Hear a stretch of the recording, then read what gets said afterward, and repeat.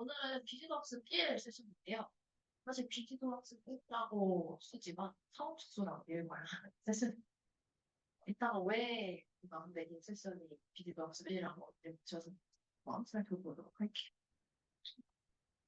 오늘 목차는 이렇게 있고요. 상황축소에 대해서 개괄적으로 한번 알아보고 상황축소가 두 가지 여러 가지 종류가 있는데 그 중에서 우리는 추출을 되게 중요하게 다룰 거고 그 중에서 이제 축성 추출이 두 가지로 선형적인 특성 추출과 비선형적인 특성 추출을 하는데 두 가지의 방법들을 한번 살펴보도록 하겠습니다.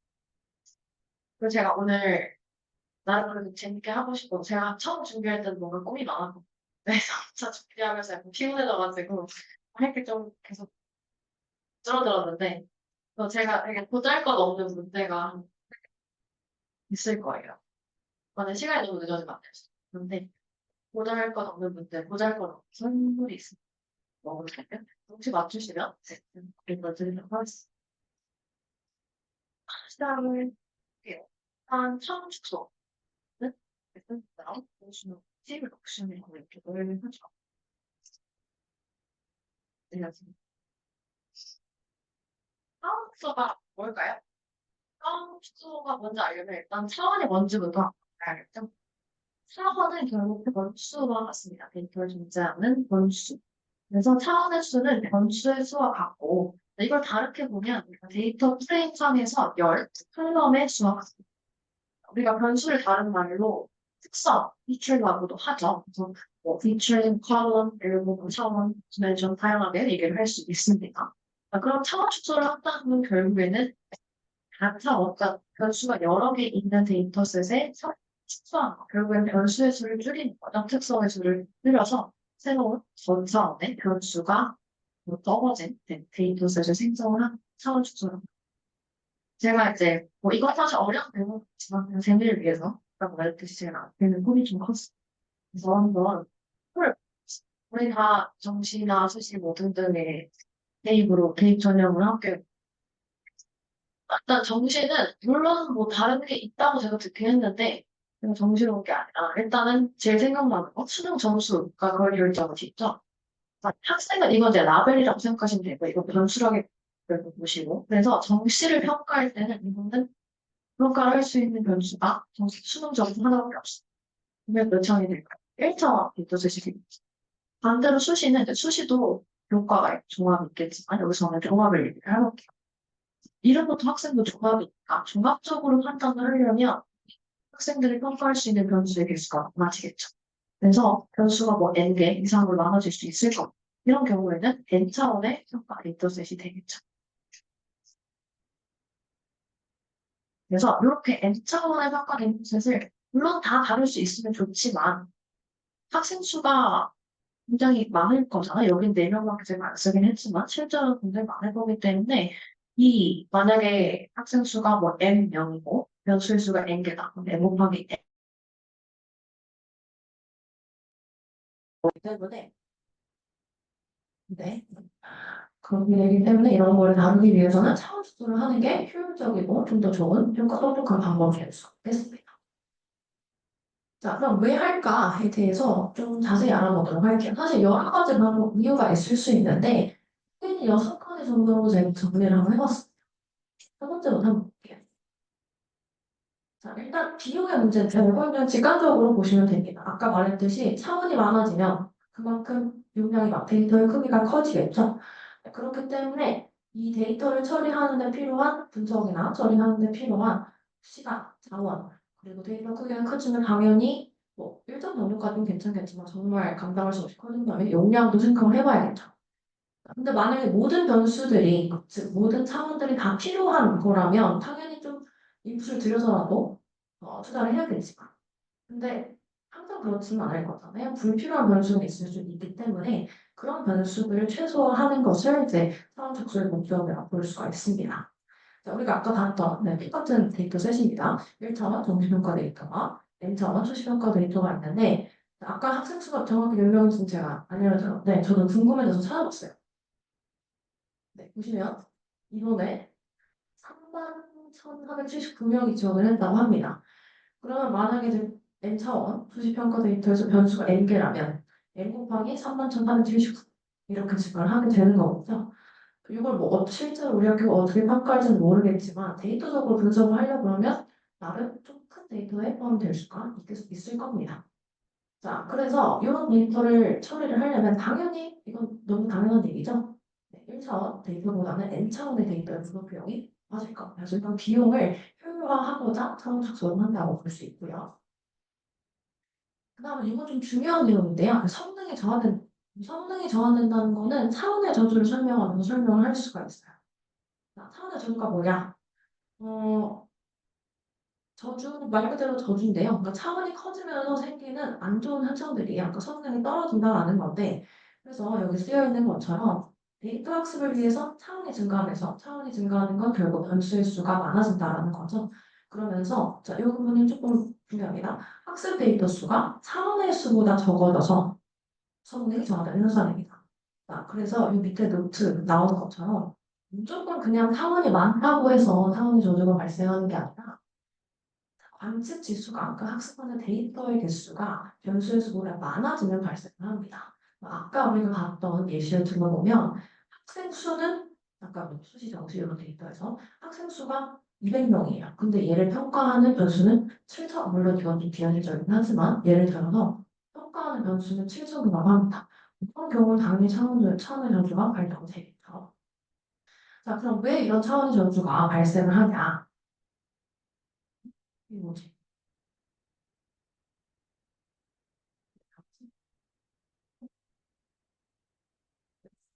뭔가 저주가 걸린 것 같은데? 네, 아무튼, 네, 이런 게 왜 발생하냐? 무시해주세요. 아니야, 마우스 가만히 있어. 네, 아무튼, 네, 왜 하냐? 차원의 저주가 생기냐? 차원이 증가할수록 개별 차원 내의 학습할 데이터 수가 적어지는 현상이 발생하는데요. 근데 이거는 사실 조금 부정확한 설명이고, 그래서 첫 번째 문제를 제가 준비를 했습니다. 차원이 증가할수록 개별 차원 내에서 학습할 데이터 수가 적어진다면 제가 여기 괄호 안에 less나 뭐 smaller 이런 영어를 받았어요. 근데 그게 아니라 다른 단어가 들어가 있습니다. 그럼 과연 이 차원의 저주에서 말하는 학습한 데이터가 어떻게 된다는 걸까요? 이 형용사를 혹시 아시는 분이 있을까요? 힌트는 여기 적혀져 있습니다. 네, 빨리 넘겨보시거나 아니면 사진을 찾아보세요. 아시는 분이 없나요? 잠깐만. 네. 맞아요. 아, 축하드립니다. 와, 아까 얘기했지만 선물은 부자일 것 없어요. 와, 부자일 것 없어.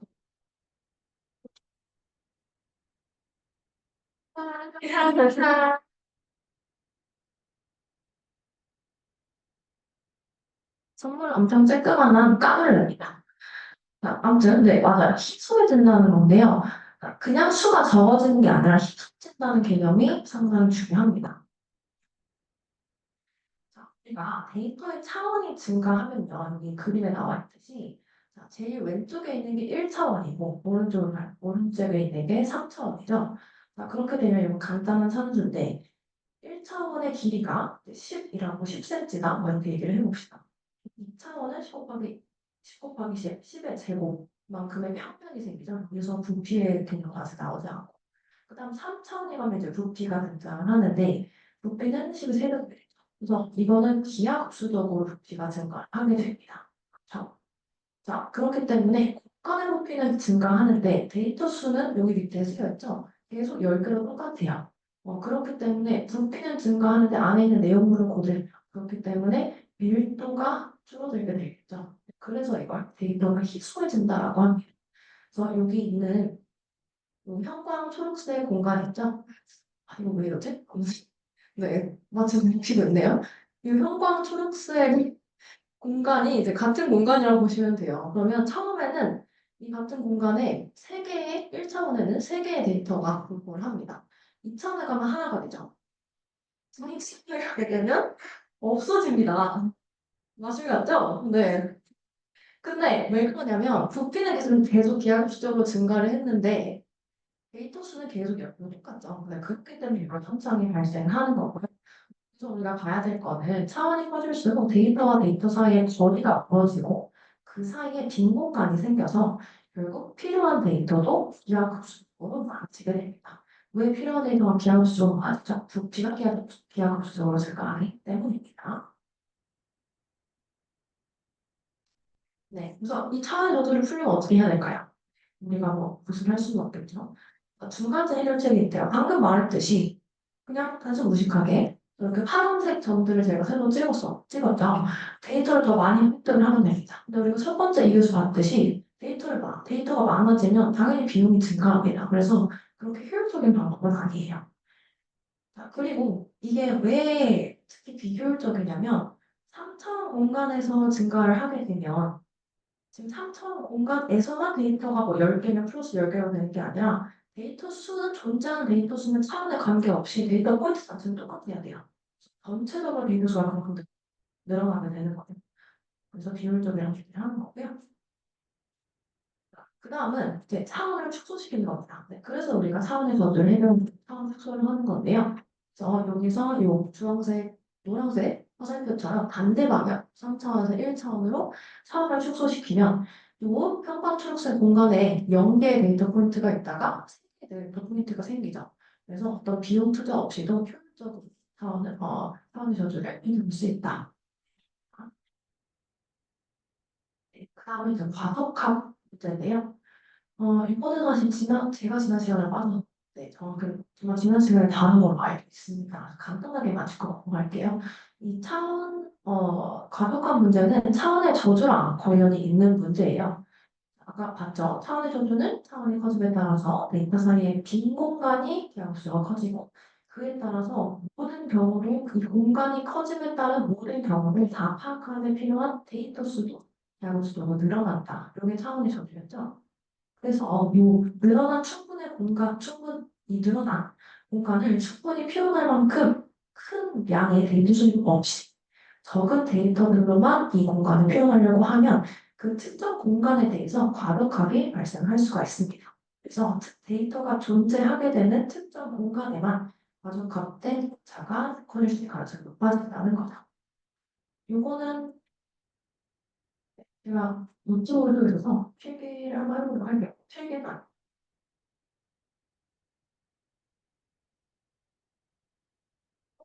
잘못 그립니다.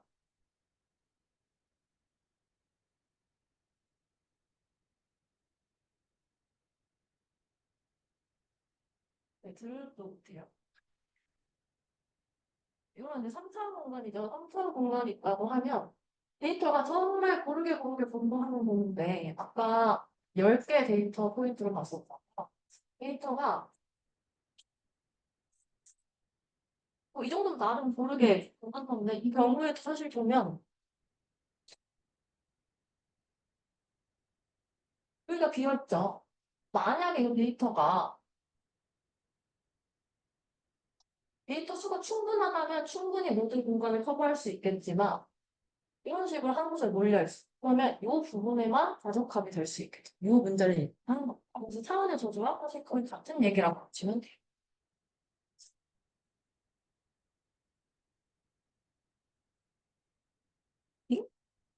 네. 그다음은 이제 이거는 이제 아까 우리 거리 얘기를 했었잖아요. 차원의 저주 얘기하면서 시간이 늘어나면서 데이터 포인트 사이의 거리가 멀어진다라고 얘기를 했죠. 이것과도 관련이 있고 사실 계속 차원으로 가게 되면요. 나중에 나올 얘기긴 한데 가장 먼 데이터 포인트의 거리와 A와 가장 먼 C의 데이터 포인트 간의 거리와 A와 가장 가까운 B의 데이터 포인트 이 둘의 거리가 유사해질 수 있는 상황이 발생합니다. 이해가 되지 않으셔도 그냥 이런 상황이 발생할 수 있구나 정도 알아두셔도 이따가 나올 거예요. 그렇기 때문에 만약에 우리가 거리 기반 이 클러스터링 같은 모델을 쓰고 싶다면 굉장히 성능이나 정확성이 떨어져서 사용하는 데 어려움이 있을 수 있겠죠. 네, 그다음에 시각화 문제인데요. 우리는 3차원의 세상에 살고 있죠. 네, 그래서 우리가 눈으로 한 번에 볼 수 있는 건 3차원, 변수 3개, 한 개입니다. 그래서 이거를 어떻게 컴퓨터가 표현해 줄 수는 있겠지만 인간이 우리의 눈을 이해하기는 쉽지 않다는 거죠. 그래서 이 시각화 문제를 해결하기 위해서도 상호 축소를 할 수 있습니다. 그 다음 다중 공존성 문제인데요. 네, 이것도 사실 전에 몇 번 나왔었죠. 자, 이 다중 공존성은 독립변수들, 네, 연속 변수가 아니라 독립변수들이 서로 이름은 독립이지만 실제로 독립이 아니라 서로 상호 상관관계가 강한 경우로 다중 공존성 문제가 있다라고 얘기를 하는데요. 사실 이 정도 문제를 이런 상호 상관관계가 강한 문제를 해결할 수 있다 정도만 이해하셔도 사실 문제는 없지만 몇 번 했으니까 더 자세한 설명 달았어요. 자, 그래서 이걸 다른 말로 하면 어떤 독립변수가 다른 독립변수의 선형 조합으로 표현할 수 있는 경우예요. 선형 조합입니다. 자, 이거를 다른 말로 다시 말하면 어떤 독립변수가 다른 독립변수들과 완벽한 선형 독립이 아닌 경우다라고 얘기를 할 수 있어요. 완벽한 선형 독립이 아니다. 그러니까 선형 독립의 반대는 선형 종속이라고 표현을 할 수 있는데요. 자, 그러면 선형 독립이 아닌 건 뭐냐? 요 밑에 바로 있는 겁니다. 어떤 독립변수 벡터가 다른 독립변수 벡터들의 1차 결합으로 나타내지면 이건 선형 독립이 아닌 거예요. 선형 종속인 거예요. 그럼 선형 독립은 뭘까요? 1차 결합으로 나타낼 수 없는 경우가 선형 독립입니다. 요거를 특이적으로 표현을 좀 해보면 네, 여러 식으로 표현이 됩니다. 그렇지만 네, 저도 수학을 그렇게 잘하지 않고요. 못하고요. 그런 분들도 있을 수 있기 때문에 이렇게 제가 뇌 표시를 잘하는 게 몇 개 있는데 오늘 그냥 뇌 빼고 보셔도 된다 이런 얘기예요. 그냥 무시하셔도 됩니다. 중요한 거는 이제 독립변수들끼리 서로 상호 상관관계가 강한 걸 다중 공존성이라고 하고 상호 축소를 통해서 다중 공존성 문제를 해결할 수 있다. 뭐 기억하셔야 돼요. 자, 그럼 이제 우리가 상호 축소를 왜 하는가에 대한 얘기는 다 했습니다. 어, 그러면 이 차원수 어떻게 해야 되는가에 대해서 봐야겠죠. 아까 목차에서 잠깐 설명했었는데 두 가지의 방법이 있습니다. 이제는 차원이 아니라 feature selection, 피처를 이제 선택하는 거고요. 두 번째는 feature extraction, 피처를 추출하는 거고요. 이 둘의 차이가 뭘까요? 혹시 설명하시는 사람? 좋아요. 진이.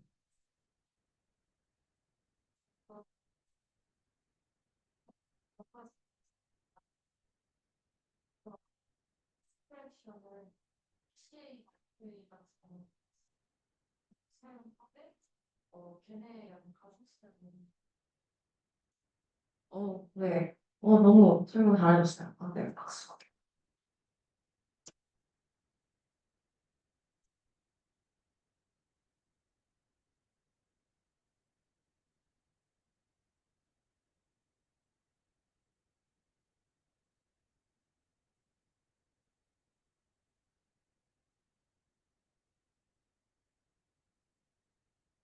네. 사실 설명 되게 잘 해줬고요. 제가 다시 정리만 해보면, 자, 피처 셀렉션 만약에 세 개의 피처가 있다고 한다면, 세 개의 변수가 있다고 한다면, 이 중에서 몇 개를 골라서 그대로 가지고 오는 거예요. 근데, 아까 제가 잘 설명해 줬듯이, 익스트랙션 같은 경우에는 세 개의 변수가 있다면, 이걸 뭔가 조작을 해서, 뭐, 여러 가지 방법이 있겠죠. 이 방법에 따라서 피처 익스트랙션 방법들이 달랐습니다. 뭔가 조작을 통해서 이 변수들을 초과할 수 있는 새로운 변수를 저차원상으로 나타내는 겁니다. 이렇게 두 가지의 방법이 있고요. 자, 그다음 문제. 자, 그래서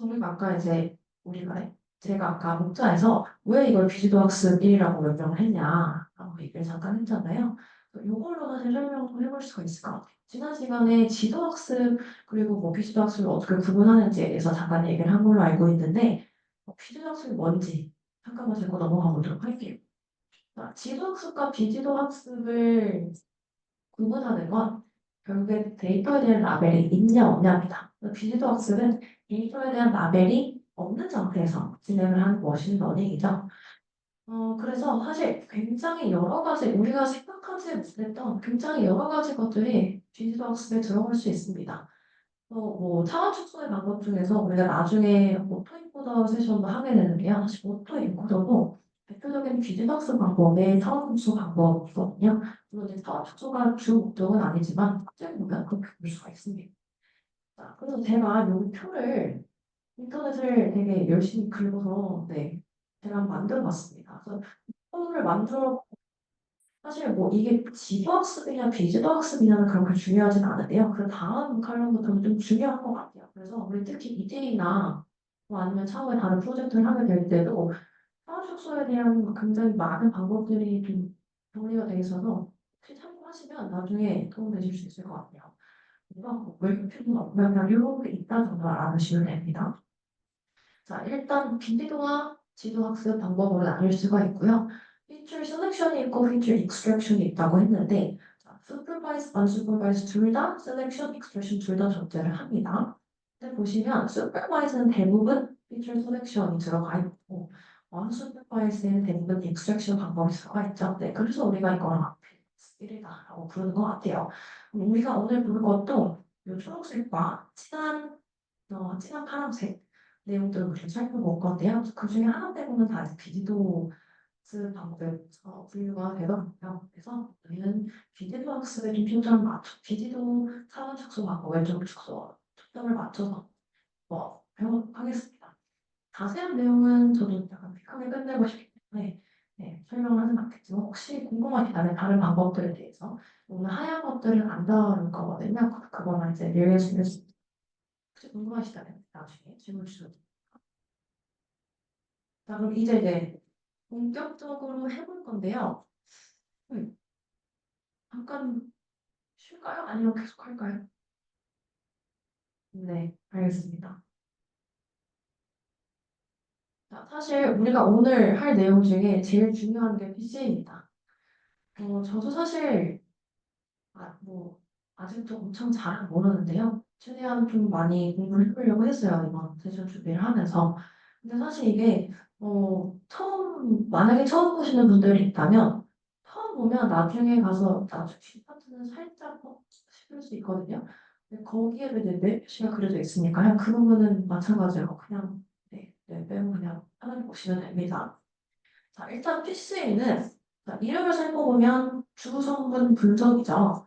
그래서 말 그대로 주성분을 찾아내는 겁니다. 아까 이건 우리가 feature extraction의 방법에 대해서 얘기를 했죠. 이거는 원래 존재하는 여러 가지의 변수들을 하나의 변수 또는 하나의 변수는 아니고 저차원, 더 적은 개수의 변수 표현을 하는 거잖아요. 이게 우리가 여기서 주성분이라고. 그래서 PC의 의미를 보면 이 무차 데이터 집합이 주어졌을 때 그 여러 개의 변수가 존재를 할 때 무차 데이터와 가장 비슷하면서 그렇지만 저차원의 더 낮은 차원의 변수가 더 적은 데이터셋을 찾아내는 방법입니다. 여기서 중요한 건 단순히 저차원으로 간다는 게 중요한 게 아니라 이제부터는 무차원 데이터와 가장 비슷하면서도 저차원의 데이터를 찾아내는 게 이제부터 우리가 해결해야 될 중요한 포인트라고 보시면 됩니다. 그래서 여기 예시를 보시면 이 아래 그림은 굉장히 간단한 2차원상의 그래프죠. 자, 그래서 요거를 예시로 들어보면 2차원상 2D의 데이터 분포에서 이 데이터 분포를 제일 잘 표현할 수 있는 1D에 2차원에서 줄일 수 있는 건 사실 1D죠. 그래서 1차원의 벡터 공간, 이제 공간을 생성하는 것이 PC의 목적입니다. 요거를 이제 무슨 말인지 조금 자세히 보면 자, 여기 보면 이 데이터들의 특징이 있어요. 어떤 특징인지 한번 볼게요. 자, X축에서 이 X1과 글씨가 보이시나요? 네, 안 보시면 혹시 말해주세요. X1과 X3의 X축 좌표가 똑같습니다. 자, 그리고 X2와 X4의 X값이 똑같습니다. 자, 이런 상태에서 우리가 만약에 X축을 기준으로 상환적수를 해버려요. 이게 어떻게 되는 거냐면 나중에 아니고 조금 있다가 수영 또는 이제 내적이라는 말이 나온 건데 이제 내적을 한다고 보시면 돼요.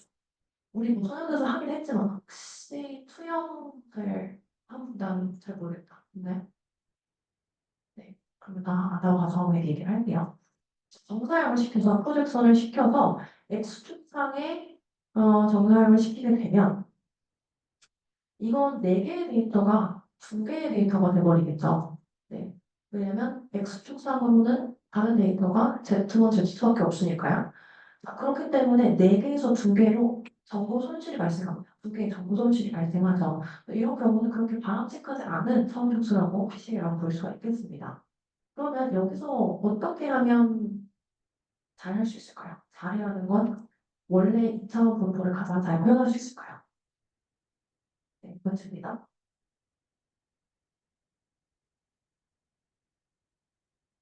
어떻게 해야 될까요? 네, 추측은 안 돼. 뭘 해야 될까요?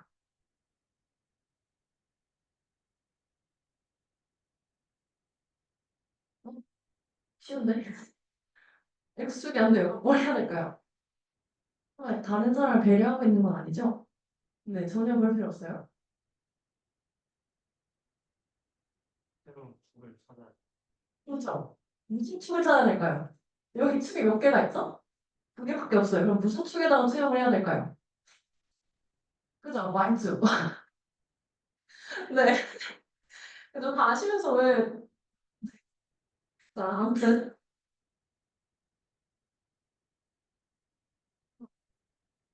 네, 이렇게 Y축으로 하게 되면, Y축에 투영을 시키게 되면 데이터가 3개로 축소가 되겠죠. 어, 여기서도 정보 손실이 발생을 합니다. 4개에서 3개니까요. 그렇지만 X축에 하는 것보다는 정보 손실이 덜하죠. 이런 식으로 정보 손실을 최소화할 수 있도록 차원 축소를 어떻게 할까? 대신에 이건 선형적인 특성 추출이잖아요. 그래서 선형적인 데이터의 분포를 가정을 한다고 보시면 돼요. 자, 그래서 요거를 만약에 약간 제가 쉽게 설명을 해봤지만 만약에 이해가 안 된다 그러면 제가 다른 비율을 한번 가져와 봤어요. 그래서 사실 PC를 좀 원시적으로 생각을 해보면 결국에 변수들의 종합점 숫자를 계산을 하는 방법이거든요. 근데 아까 말했지만 그냥 계산하는 거 아니고 잘 계산해야 됩니다. 종합점수라는 포인트가 있지만 어떻게 잘 계산하느냐 여기 포인트가 있습니다. 아무튼 예를 들어서 시험 점수의 분포가 국어, 영어, 영어는 분포죠. 이렇게 있다고 봅시다. 적인 분포입니다.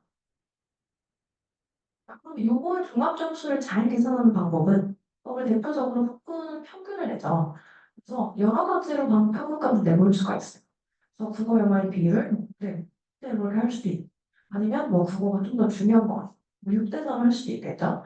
그래서 이렇게 종합 점수를 계산을 하면 그 식이 이렇게 평균 되는 식이 이렇게 표현이 되겠죠. 참고로 지금 데이터 분포를 봐. 만점은 국어 100점이고 영어는 만점 80점입니다. 그래서 이렇게 식이 표현이 되는데요. 자, 그런데 이 식을 이제 선생님께서 하셨으면 다 알겠지만 이 식을 벡터로 표현을 해볼 수도 있죠. 그래서 첫 번째 식은 이렇게 180 벡터를 0.0도 벡터와 내적한 거. 내적한 거는 사실 저도 좀 헷갈리긴 하는데 내적과 정서형은 그냥 거의 같은 거라고 비슷한 거라고 보시면 돼요. 일단은 사실 내적이라고 쓰긴 했는데 정사형 나중에 이제 나오는 용어에서는 여기서는 내적이 맞을 수 있지만 나중에 나오는 용어에서는 비록 정사형, 수형, 프로젝션 이런 단어가 제일 많이 쓰이는 단어일 것 같아요. 근데 이 부분 확실하지 않아서 부족한 학술부장님한테 문의하면 아시지 않을까요?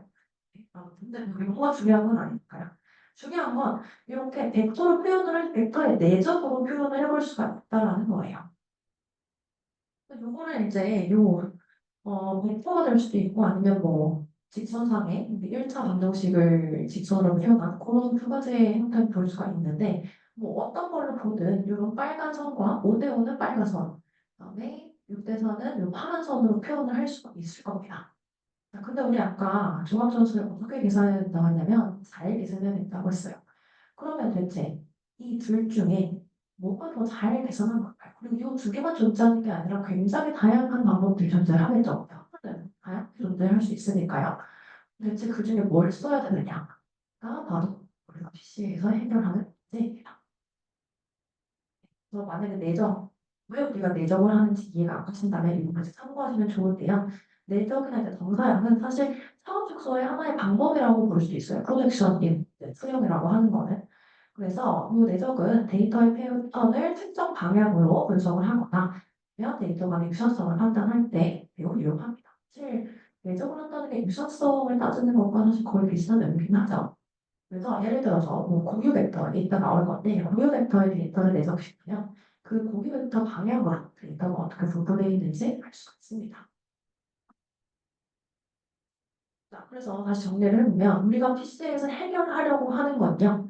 일단 첫 번째, 아까 데이터를 내적시켜서 벡터에 0.5, 0.5 벡터, 0.6, 0.4 벡터에 내적을 시켜서 타을 낮춘다고 했죠. 또는 이제 정사를 수용을 시켜서. 자, 그러면 대체 어떤 벡터에 데이터들을 내적을 시켜야 원래 데이터를 제일 잘 유지할 수 있을까? 이게 가장 메인이 되는 포인트고요. 두 번째가 있는데요. 이건 메인이 되는 포인트가 아닌데, 자, 기왕 우리가 내적할 벡터 혹은 내축을 찾는다면 데이터 분포의 중심, 이 형광 초록색으로 해놓은 동그라미 보시죠? 그게 중심이라고 한다면 기왕 할 거면 또 중심을 적립적으로 하는 벡터를 찾는 게 좋지 않을까? 어떻게 할까? 라는 두 가지의 문제가 있습니다. 네, 그래서 이 문제를 해결하는 건 조금 쉬고 보도록 할게요.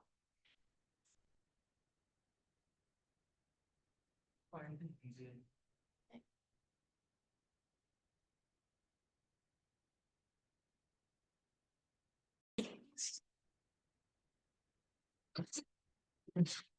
네, 시작을 해보도록 하겠습니다.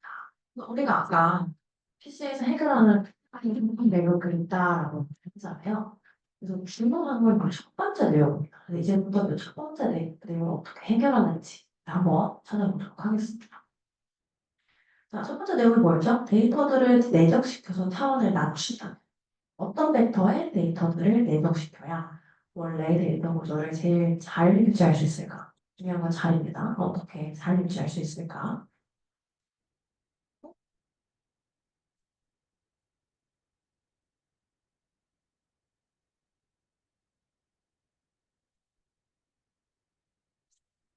아니라 왜 이러지?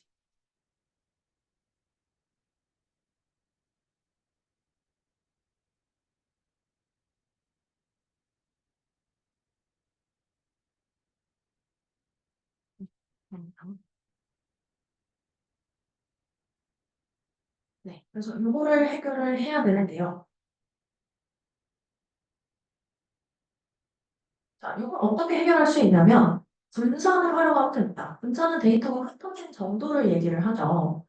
자, 그래서 왜 분산을 활용을 하냐면 자, 아까 봤던 뭐 X축, Y축 있는 데이터가 똑같은 데이터예요. 자, 그래서 이거를 한번 보면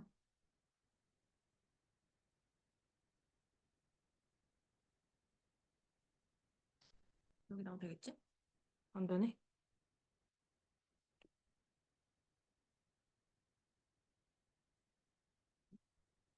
자, 이걸 한번 보면 지금 X축으로 축소를 할 수도 있었고 Y축으로 축소를 할 수도 있었어요. 자, 그러면 아까 말했듯이 X축으로 축소를 하게 되면 데이터가 4개에서 2개로 줄어들고요. Y축으로 축소를 하게 되면 데이터가 4개에서 3개로 줄어들죠. 여기까지는 아까 좀 더 학습 얘기를 했었죠. 자, 그러면 데이터가 요 상황에서 X축으로 축소를 하는 것보다 당연히 Y축으로 축소를 해야 분산이 데이터가 흩어진 정도가 많아지겠죠. 네, 당연한 거겠죠. 실제로 봐도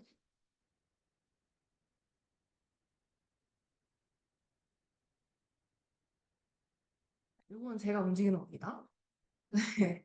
자, 실제로 봐도 이게 이제 X축으로 투영을 했을 때의 좌표인데 Z1과 Z2 이 두 개의 분산이 이 정도가 되겠죠. 자, 근데 Y축으로 하게 되면 여기 하나, 여기 하나, 여기 하나, 여기 하나 이렇게 세 개가 되죠. 하나, 둘, 셋 이렇게 세 개가 되죠. 그래서 이 세 개의 분산이 일단 거리가 먼 얘랑 얘의 분산이 얘랑 얘의 분산보다 크죠. 그래서 당연히 X, Y축으로 축소를 하는 게 분산이 더 커집니다. 이번 방법을 이용을 해서 우리가 제일 원래 데이터 구조를 제일 잘 유지할 수 있는 건 분산이 크면 클수록 분산을 최대화하면 결국에는 정보 손실이 적어진다. 하는 네, 이 부분이 중요합니다. 분산이 커지면 정보 손실이 줄어든다. 그래서 우리는 정보 손실을 최소화하고 싶잖아요. 그러면 뭘 해야 될까요? 분산을 최대화시켜야겠죠. 네, 이게 우리가 하려는 굳이 말하자면 포인트예요. 그러면 대체 어떻게 분산을 활용하는 건 알겠는데 근데 이게 차원이 2차원에서만 하는 것도 아니고 분산을 어떻게 씁니까? 한다면 이것을 이건 그냥 예시인데요. 자, 이거를 보면 지금 분산이 낮은 경우가 왼쪽이고요. 분산이 큰 경우가 오른쪽이죠. 네, 오른쪽입니다. 그래서 지금 축이 달라요. 축에 보면 핑크색 줄, 오른쪽에 있는 핑크색 줄이 이렇게 투영을 하게 되면 밸런스가 커진다. 분산이 커진다는 거고, 왼쪽 그림에서 이 까만색, 이 방향으로 가는, 좌상향하는 이 축으로 축소를 투영을 하게 되면 분산이 오른쪽보다는 작아진다는 얘기예요. 네, 이 그래프 어차피 보이지만 사실 그렇게 어렵습니다. 그래서 아까 먼저 얘기했던 그럼 분산을 진짜 어떻게 활용하냐? 답은 분산 행렬의 고유벡터를 활용한다입니다. 네, 여기부터 뭔가 좀 어려웠죠? 근데 하나씩 뜯어볼 거예요. 공분산 행렬을 먼저 보고 이거의 고유벡터는 뭘까? 하나씩 뜯어보도록 하겠습니다. 일단 중간 요약을 해보자면 PC는 고차원의 벡터를 저차원으로 단순하게 만드는 거. 차원 축소를 하는 차원 축소의 방법 중 하나예요. 근데 고차원을 저차원으로 옮기면 정보가 손실된다고 했죠. 근데 우리는 정보가 손실되는 걸 바라나요? 바라지 않습니다. 그래서 이 정보 손실을 최소화하려고 분산이 가장 넓은 줄 또는 벡터를 찾으려고 하는 게 PCA입니다. 이 분산의 가장 넓은 축이 뭐냐? 이게 바로 분산 행렬의 고유 벡터, 알전 벡터라고 하죠. 네. 그래서 우리가 이걸 어떻게 구하는지 나중에 수식적으로도 유도를 해볼 건데요. 그냥 직관적으로 이해하신 분은 직관적으로 이해하셔도 되고요. 수식이란 이해가 더 편하면, 하신 거니까요. 네, 그렇게 이해하시면 됩니다.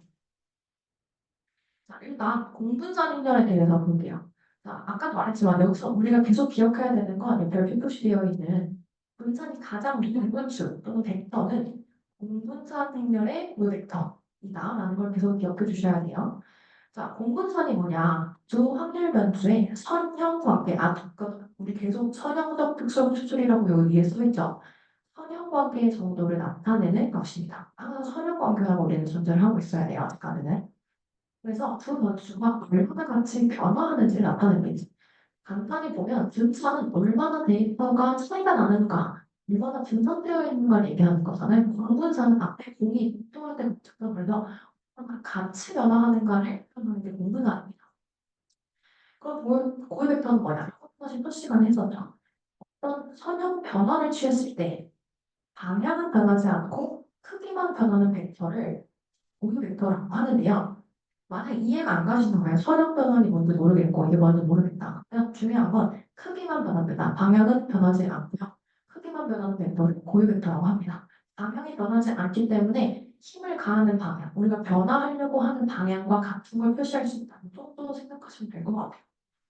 그래서 다시 정리를 하는 게 아니라 우리는 공분선을 보는 게 아니라 공분선 행렬을 봐야 되죠. 공분선 행렬은 뭐냐? 이 오른쪽에 서 있는 저게 일단 공분선 행렬의 대표적인 예시인데요.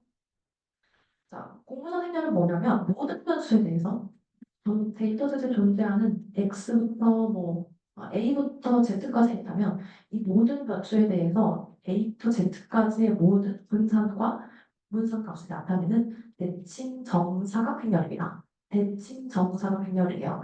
자, 이거 한번 볼게요.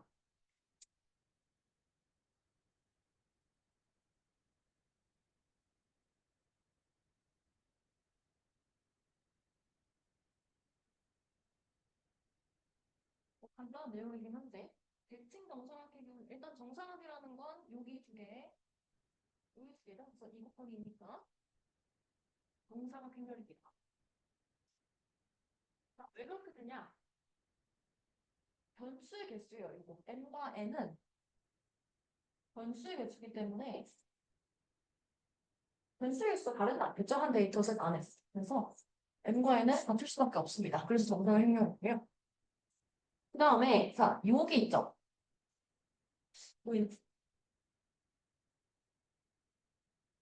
요거. 자, 얘네는요. 자, 요걸 기준으로 했을 때 대칭이다. 지금 보면 대칭이죠. 그래서 우리가 대칭 정사각 행렬이라고 하는데 왜 대칭이냐? 동그라미, 땡땡땡을 동그라미 친 이 부분은 공분산이 아니라 각각의 변수의 분산입니다. 그러니까 x와 y 변수가 두 개가 있다고 한다면 얘는 x의 분산, 여기 쓰여 있다. x축으로 변하는 단어. x의 분수. 얘는 y의 분할이죠. 그래서 이 방향에 있는 대칭의 기준이 되는 이 방향에 있는 거는 각각 변수에 대한 분산이고요. 나머지 대칭을 이루게 되는 이 나머지 애들은 다 공분산. 네, 이해가시죠?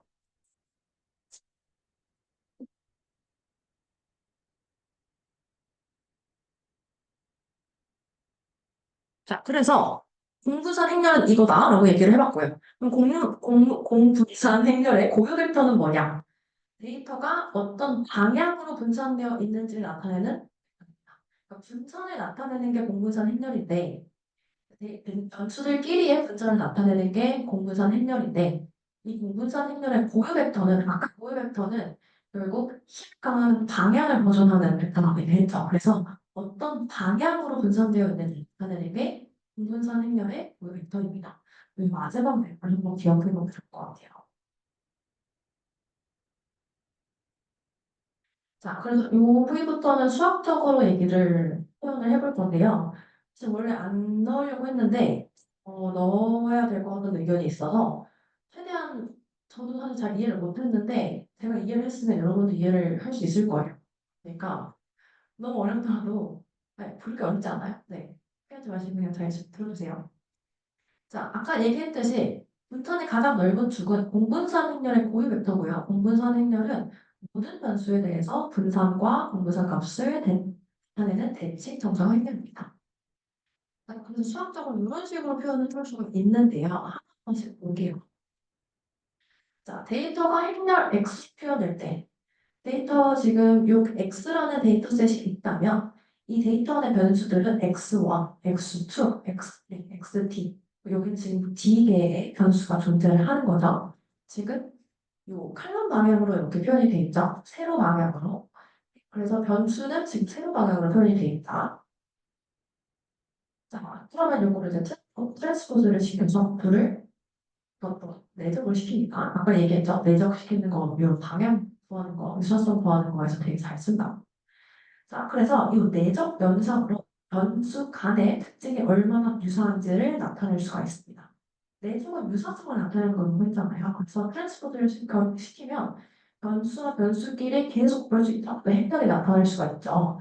그래서 내적 연산으로 이 변수 간의 특징이 얼마나 유사한지를 나타내고 그래서 이거를 잘 보면 x 트리플스 x의 i, z는 i번째 변수와 b전 변수죠. z번째 변수가 서로 함께 변하는 정도 공분산을 말해줍니다. 자, 여기가 어떻게든 지금 덧이라고 쓰여 있지만 덧 x1, x1은 결국에는 x1의 분산일 거예요. 공분산이 아니라. 그렇죠? 자, 덧 x2, x2도 x2의 분산일 거예요. 보시죠. 그다음 마지막 보면 덧 xt, xt도 xt의 분산일 거예요.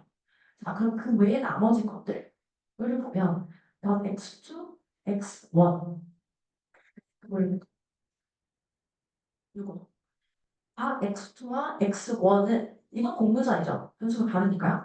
그래서 여기를 기준으로 여기에 있는 것들은 다 각각 변수에 대한 분산이고요. 여기를 기준으로 나머지에 있는 애들 여기 있는 애들, 여기 있는 애들 다 공부자입니다. 네, 이런 식으로 해결 표현이 되어 있습니다. 자, 그다음에 우리가 이거를 해결을 검증을 하려면 샘플의 수가 많아질수록 문자는 당연히 샘플의 수가 많아질수록 분산의 값이 커지죠. 그죠? 그렇기 때문에 이 문제를 방지해주기 위해서 이 값을 그냥 변수의 개수로 그러니까 여기서는 아까 변수 개수가 d였으니까 d로 나눠주면 되겠죠. 네, 이건 일반적인 n이라고 표현을 해봤습니다. 그래서 아까 우리가 했었던 여기서 했었던 x 트랜스포즈 x에서 변수의 개수 n을 나눠줍니다. 요게 요 x라는 행렬의 공분산이에요. 공분산 행렬이에요. 앞으로 요거를 시그마라 표현을 할 겁니다. 자, 그다음 여기서 하나 중요한 거는요. 여기서는요. 모든 피처들, 모든 변수들의 평균을 0으로 가져갔어요. 이렇게 가정을 했어요. 일단. 그런데 모든 변수들의 평균이 0이 아닐 때 당연히 있겠죠. 그런 확률이 더 높겠죠. 그런 경우 어떻게 할까요? 자, 여기서 나타나는 게 우리가 앞으로 봤었던 두 번째 문제예요. 아까 두 번째 문제가 뭐였냐면 기왕 내적할 벡터를 건축을 찾으면 데이터의 분포의 중심을 원래 존재하는 데이터 분포의 중심을 중심축으로 하는 벡터를 찾는 게 좋지 않을까라고 얘기를 했어요. 이거 혹시 기억이 안 나신다면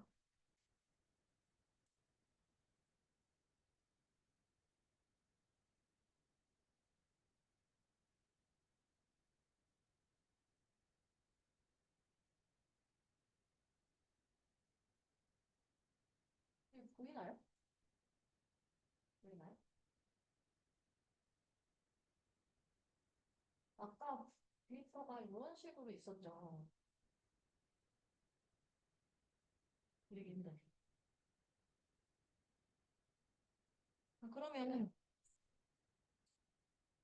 요 중심은 여기쯤이라고 봅시다. 그래서 아까 벡터가 뭐 이렇게 갈 수도 있고, 내적시킨 벡터가 이렇게 갈 수도 있고, 이렇게 갈 수도 있지만, 자, 방향은 이렇게 가는 방향이 제일 좋을 거예요. 근데 방향이 뭐 이런 식으로 표현이 될 수도 있잖아요. 자, 근데 우리는 벡터를 찾는 거니까 제일 좋은 건 기왕이면 이 데이터를 표현할 수 있는 벡터를 찾아야 되니까 이 데이터의 중간, 이 중심을 지나가는 벡터를 찾으면 좋겠다라는 얘기죠.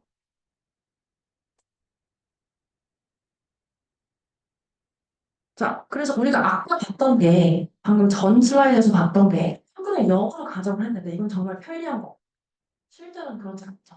그래서 이걸 해결해주기 위해서 이 평균값을 빼줘서 영어로 만들어주는 과정이 있습니다. 간단해요. x에서 x바를 빼줘야 됩니다. x를 빼줄 거죠. 이게 바로 데이터 센터링입니다. 이게 데이터 센터링이라는 건 말 그대로 데이터를 중심화한다는 거죠. 네. 그래서 이게 두 번째 문제, 우리가 아까 해결하려고 했던 두 번째 문제를 해결할 수가 있습니다. 데이터의 분포의 중심을 중심축으로 하는 데이터를 찾을 수가 있습니다. 이 과정을 통해서. 이걸 아까의 공식에 적용하면 어떻게 되냐? 자, 아까 똑같아요. 데이터 행렬이 x로 표현되고 x가 각 변수의 평균 값일 때 구분하기 위해서 아까 시그마였던 거를 c로 표현을 했습니다. 공분산 행렬 c는 이런 식으로 표현됩니다. 자, 아까랑 뭔가 달라졌나 싶지만 달라진 거 없어요. 아까 봤던 건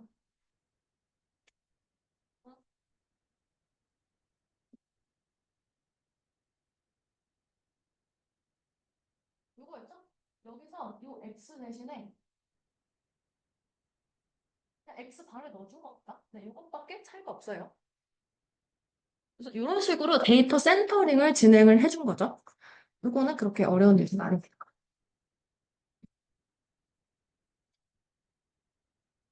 자, 우리가 아까 해결의 선형 변환이다. 선형 변환의 얘기가 계속 나왔었잖아요.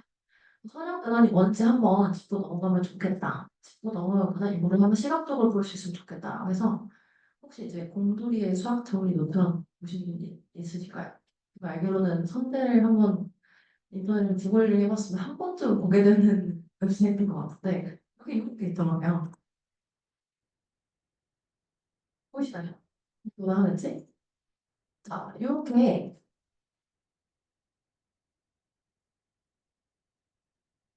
이런 식으로 변화하는 거, 원래 그 중심에 모여있는 데이터가 이런 식으로 변화하는 거, 선형 변환이라고 하는 거, 시각적으로 그냥 한번 보여드릴게요.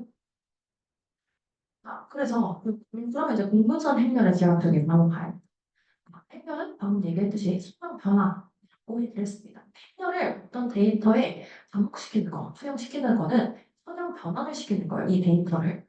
이 왼쪽에 있는 데이터를 공분선 행렬을 적용해서 선형 변환을 시키면 이렇게 오른쪽에 있는 linearly transfer points가 되겠죠. 선형적으로 변환이 되겠죠.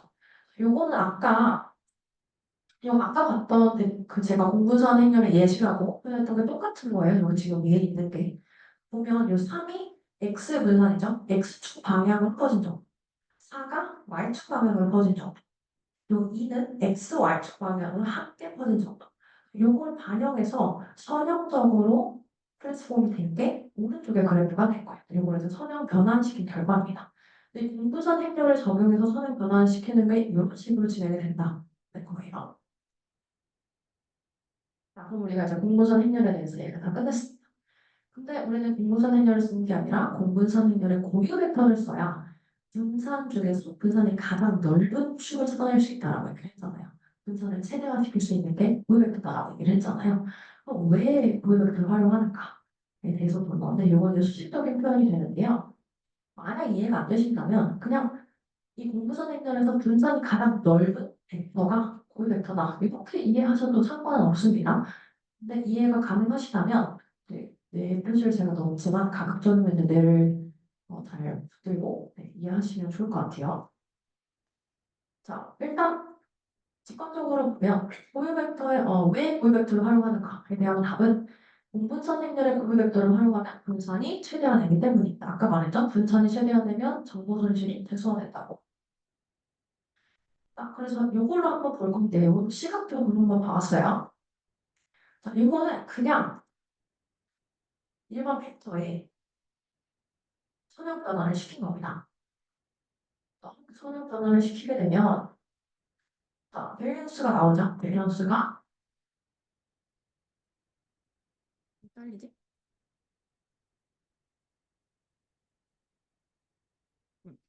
자, 벡터 2, 1에 내적으로 해서 선형 변화하면 분산이 3.1106이 됩니다. 자, 근데 얘 공분선 행렬의 아니, 얘 고유 벡터에 내적을 한번 시켜봤어. 선형 변화를 시켰더니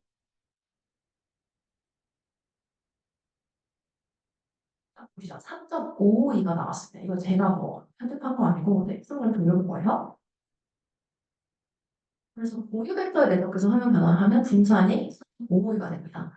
그래서 이렇게 실제로 돌려보시면 분산이 아니 고유 벡터에 내적을 해서 선형 변화를 시켰을 때 분산이 더 커진다라는 걸 확인을 해볼 수가 있어요. 이렇게 우리가 시각적으로 확인을 해봤고요.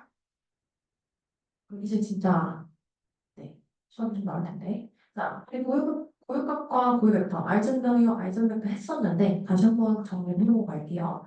자, 이런 식으로 고유값과 고유벡터 식을 표현을 합니다. 많이 봤던 식이죠.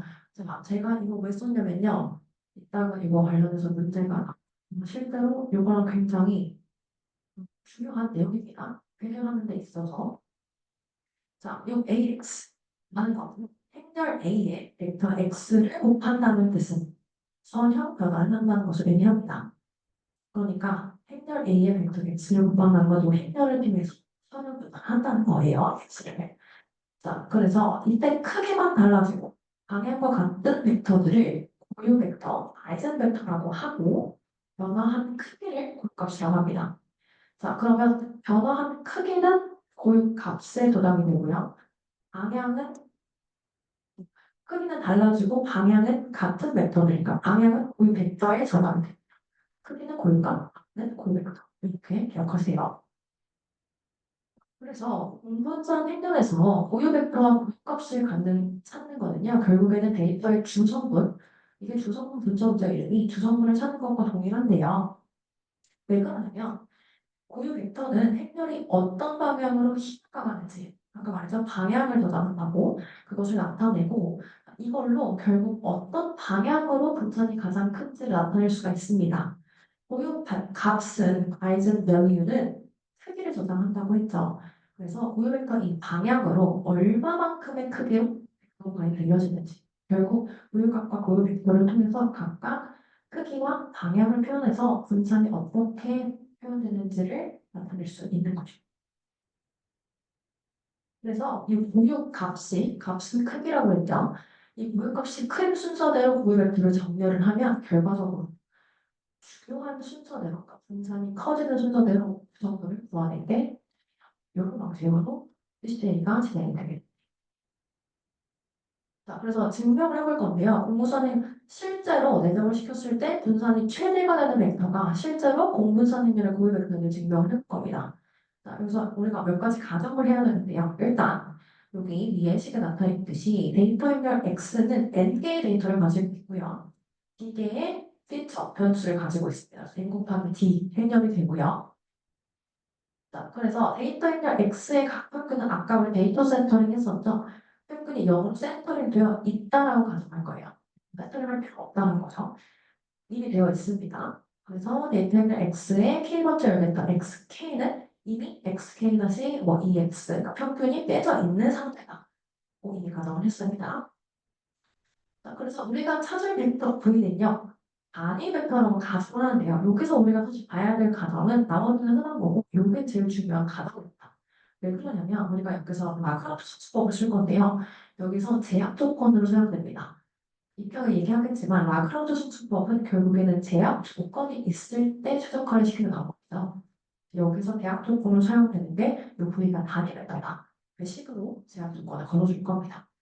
왜 이런 제약 조건을 쓰는가? 저도 이게 사실 잘 찾아도 안 나와서 좀 궁금했는데요. 하다 보니까 벡터 V가 단위 벡터라는 제약 조건은 주성분 벡터가 스케일링에 무관하게 유일하게 결정되도록 하기 위해서 필요한 겁니다. 그래서 벡터의 방향을 중요하고 크기는 의미가 없기 때문에 이런 식으로 이름로 표현이 되는 단위 벡터를 제약 조건으로 건다 보시면 되겠습니다. 자, 그럼 이제 분모선 행렬 전개를 해볼 건데요. 우리의 목표는 이 Vx의 V 벡터를 내적한 이 값의 분산, 여기 VAR이라고 써져 있죠. 이거를 최대화시키는, 분산을 최대화시키는, 그러니까 요 VAR XV, 요게 지금 공분산 행렬이고요. 요 공분산 행렬을 최대화시키는 V, 벡터 V를 찾아내는 게 우리가 해야 할 일입니다. 일단 요 안에 있는, 우리가 최대화시켜야 하는 요 안에 있는 내용을 전개를 해볼게요.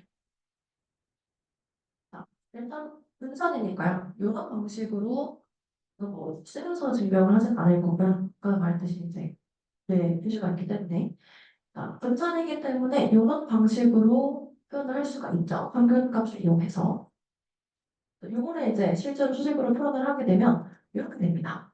네. 여기서 이 괄호에 묶여 있는 건 여기서 없어진다. 그래서 이렇게 표현이 된다고 보시면 돼요. 얘를 이렇게 벡터로 표현을 하게 되면 이런 식으로 표현을 할 수가 있습니다. 그래서 결론적으로 정리를 하게 되면 이렇게 표현이 되는데요. 제일 중요한 건 이거예요. 여러분이 기억하셔야 될 건 이 마지막 겁니다. 이 공부자 행렬을 결국 전개하면 이런 일련의 과정에서 전개를 하게 되면 이 마지막 전개식이 나온다는 거죠. 그래서 제가 여기 위에다가 적어놨습니다. 이 XV의 공부전 행렬은 X의 공부전 행렬은 V 트랜스포즈 시그마 V. 아까 시그마는 우리 아까 계산하는 거 했었죠? 네, 앞에서 했습니다. 혹시 모르신다면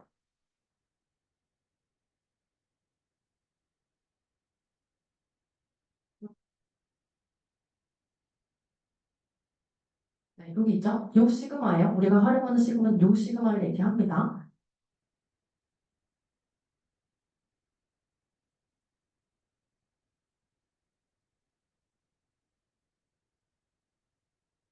자, 그래서 이제부터 진짜 최적화를 하기 위해서 최대화하는 벡터 V를 찾기 위해서 라그랑주 순수법을 쓸 건데요. 지난 시간에 아마 좀 적용이 됐었던 걸로 아는데 라그랑주 순수법에는 목적식이 있고 제약식이 있죠. 목적식은 요 V의 분산 공무선 행렬의 전개식인 요 V 트랜스포즈 시그마 V입니다. 제약식은 아까 말했던 단위 벡터다. V는 단위 벡터다를 표현하는 식이고요. 그래서 요거를 해서 미분을 해서 미분을 해서 자, 라그랑주 순수법을 이용해서 일단 보조 방정식이 이런 식으로 쓰이게 됩니다.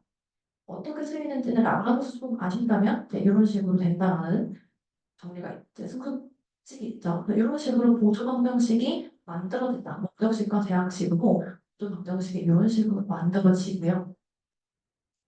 자, 여기에 대해서 V에 대해서 우리는 V 값을 찾는 거니까 최대화시키는 보조 방정식 L을 평균을 시킵니다. 쉽죠? 그래서 얘를 평균을 시키면 이 보조 방정식 L을 평균을 시키면 얘를 써갑니다. 자, 여기서 문제. 이거 뭐였죠? 이거 뭐랑 똑같죠? 이거 어려워서요. 혹시 맞추시는 분이 있다면 이 큰 게 있습니다. 보여드릴게요. 아까 제가 기억하려고 했던 거랑 똑같아요. 앞에 잘 뒤져보세요. 자, 빨리 뒤져보세요. 뭐랑 되게 똑같이 생겼어요.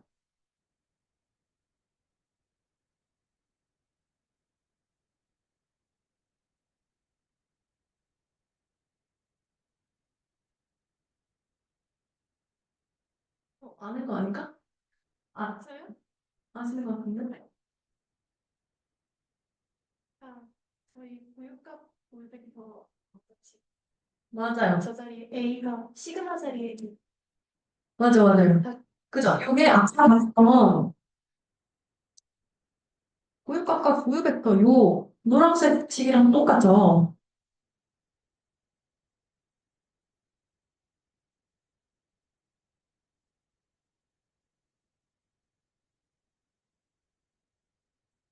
여기서 네.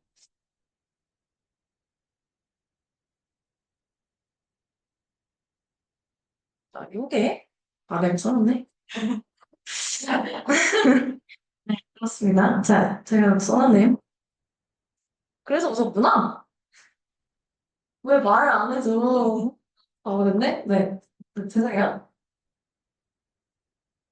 아무튼 그래서 보면 알 수 있죠. 여러 가지까지 했는데 이렇게 우리가 전개를 해서 최대 라그랑지 수법으로 최대화하는 벡터를 찾아보면 결국 이 벡터는 분산이 최대화된 이 벡터는 실제로 공분산 행렬의 이 벡터가 된다. 라는 걸 알아볼 수가 있죠. 그래서 이 A가 시그마가 된다. 그런 식으로 전개를 해봤습니다. 부디 이해를 잘 하셨기를. 저는 이거 이해하는데 좀 걸렸어요. 이해하셨길 바랍니다. 오늘 똑똑하기를 바래요.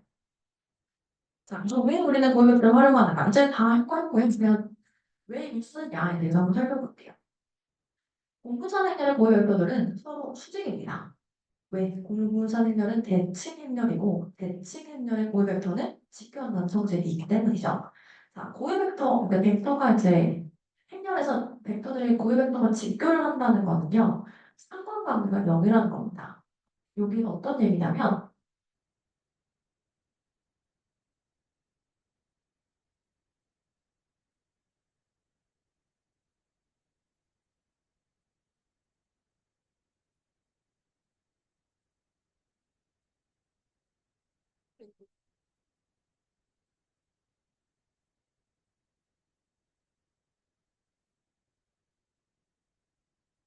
하는 벡터가 있어. 뭐 예를 들어서 우리가 PC에서 하는 벡터가 요거, 공분산 행렬 고유 벡터가 요거라고 합시다. 이거에 직교하는 벡터는 이렇게 보십? 에? 네, 아무튼 직교를 한다고 가정해보면 이렇게 직교를 하는 벡터는 자, 얘와 얘, 이 빨간색 벡터에 제일 상관도가 없는 건 얘일까요? 얘일까요? 정답은 이 직교하는 거. 그래서 요거는 이해가 안 되시면 그냥 직교를 하면 상관성이 0이 된다. 이렇게 외우셔도 괜찮습니다. 제가 맨날 이해가 안 되고 외우라고 얘기를 하는데 저도 이런 게 싫었는데 제가 이런 거 하고 있네요. 자, 아무튼 그래서 상관관계가 0으로 나오기 때문에 아까 말했던 다중 공산성 문제가 사라지게 되죠. 자, 그래서 우리가 PC를 통해서 다중 공산 문제도 해결 가능하다. 라고 할 수가 있습니다. 전체 알고리즘 한번 전체적으로 살펴볼게요. 일단 아까 말했던 데이터 스트링을 합니다. 각 분수들의 평균을 0으로 만들어줍니다. x에서 xbar을 빼면 데이터 스트링을 할 수 있죠. 자, 그 다음 2번. 데이터들을 분산을 가장 크게 하는 축을 만듭니다. 여기 우리가 아까 어느 수법을 삼았던 것부터 되겠죠. 자, 그래서 이것과 수직이면서 왜 수직이냐? 이것과 상관도가 없는 걸 찾아야 되니까요. 상관도가 없어야 제일 효율적으로 다중성을 제거하면서 그 다음으로 이 데이터 숫을 가장 잘 쓸 수 있는 변수를 삼을 수가 있겠죠. 그래서 이것과 수직이면서 직교하면서 분산이 가장 큰 축을 찾습니다. 자, 요 2원, 2투, 2스텝 이렇게 계속 반복을 해서 원본 데이터의 차원의 수만큼 새로운 축을 계속 탐색을 하는 거예요. 그래서 이렇게 해서 차원을 추출해내는 거예요. 아까 말했죠? 이거 선택이 아니라 추출이라고. 여러 가지 존재를 하는데 여기서 제일 최적화될 수 있는 추출된 변수가 무엇인가를 해결하면서 PC를 통해서 새로운 축을 원래 데이터의 차원 수만큼 탐색을 합니다. 물론 이걸 다 쓴다는 건 아니에요. 그래서 P개의 축을 찾은 후에 분산이 작은 변수는 설명력이 낮음으로 제거를 합니다. 근데 여기서 마지막에서 제일 중요한 건 다 쓰려면 이거 축소할 이유가 없잖아요. 그렇기 때문에 주성분을 몇 개 쓸 것이냐, 축의 개수를 몇 개 쓸 것이냐, P개의 축이 있다면 이 중에 몇 개만 쓸 것인지를 결정하는 게 중요합니다. 자, 그럼 뭘 기준으로 축을 제거하냐? 여기서 쓰이는 게 엘보 메소드인데요. 요거는 사실 뭐 스크린이라는 플롯을 그리게 됩니다. 여기 이제 아이젠 밸류와 퍼센트의 수, 그러니까 주성분의 수를 시각화한 도표라고 보시면 되는데요. 우리가 일단 스클이라는 거는 저도 이번에 하면서 알았는데 비탈, 자가를 의미한다고 합니다. 근데 이렇게 이름이 지었는지는 저도 잘 모르겠어요. 어쨌든 중요한 거는 이 스크린 플롯은 그림처럼 제일 왼쪽에 있는 그림처럼 각 아이젠 벡터들의 아이젠 밸류, 고유 값들을 시각화를 합니다. 뭐에 따라서 하냐? 주성분의 개수에 따라서. 그래서 여기서 보면 이 스크린 플롯의 특정 개형이 필수 컴포넌트가 두 개일 때부터 확 꺾이고 있죠. 이 부분이 이제 엘보라고 보시면 되는데요.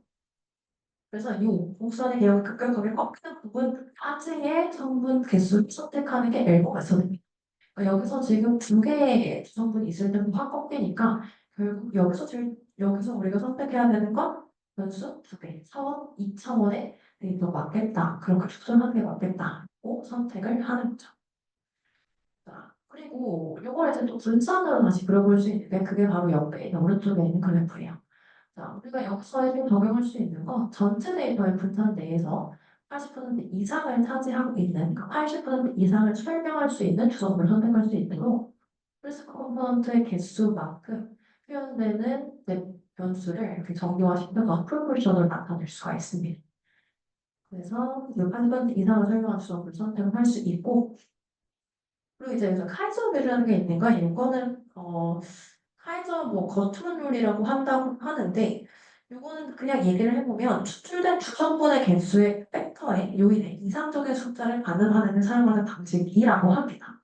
그래서 중요한 건요, 고유가 아이젠밸류가 1보다 큰 1이 넘는 주성분의 개수를 선택하는 게 우리가 뭐 주성분의 개수 선택할 때 적용할 수 있는 하나의 방법이라고 보시면 돼요. 그래서 이렇게 해서 PC에 대한 내용이 끝났고요. 그 다음은 LDA에 대해서 할 건데요. 자, 이제 중요한 내용은 제 기준에서는 많이 끝났고요.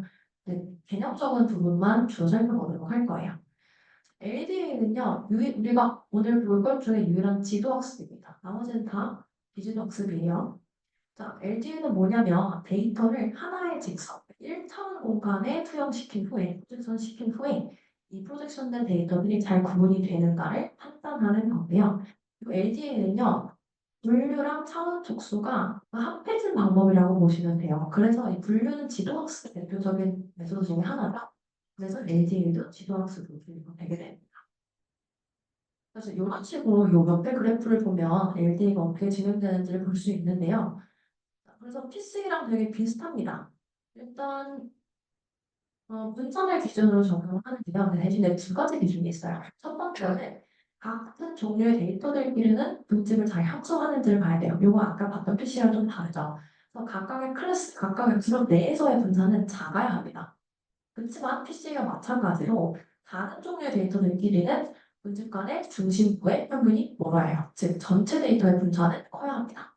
이렇게 PC와 클래스파이어의 두 가지 메소드가 합쳐진 게 LDA라는 메소드다. 보시면 됩니다. 그래서 두 개를 비교를 해보면 아까 방금 얘기했던 겁니다. CA는 비지도 학습 계열의 사원 축소 방법이고요. 분산을 최대로 해서 데이터를 가장 잘 설명하는 축을 찾습니다. 한 가지 기준만 있는 거예요. 대신 LDA는 지도학습 계열이고요. 두 가지 기준이 있습니다. 클래스가 존재하는데 이 그룹 내, 클래스라는 그룹 내에서 분산은 최소로 그 클래스끼리의 분산은 최대로. 그러니까 서로 다른 클래스끼리는 분산을 최대로 해서 이 클래스를 가장 잘 구분할 수 있는 춤을 찾는 거예요. 그래서 아까 분류랑 차원 축소가 합쳐져 있다라고 얘기를 한 겁니다.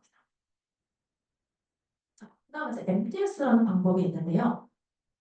이거는 데이터 간의 거리를 보존해서 차원 축소하는 기술입니다. 중요한 건 차원 축소하는 건 다 똑같은데 데이터 간의 거리를 보존한다는 겁니다.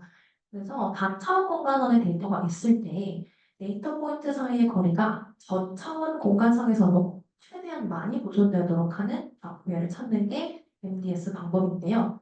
여기서 한번 주목해 볼 수 있는 부분은 넌 매트릭 형식이어서 그러니까 일단 선형적인 내용, 특허 수출 방법 이긴 하지만 범주형과 순도형도 분석이 가능하다는 특징이 있습니다. 자, 그래서 여기서 옆에 오른쪽에 쓰여 있듯이 데이터사의 거리가 가깝다는 건 두 데이터가 비슷하다라고 볼 수 있겠죠. DS는 이 점을 이용을 해서 차원을 축소하는 기술인데요.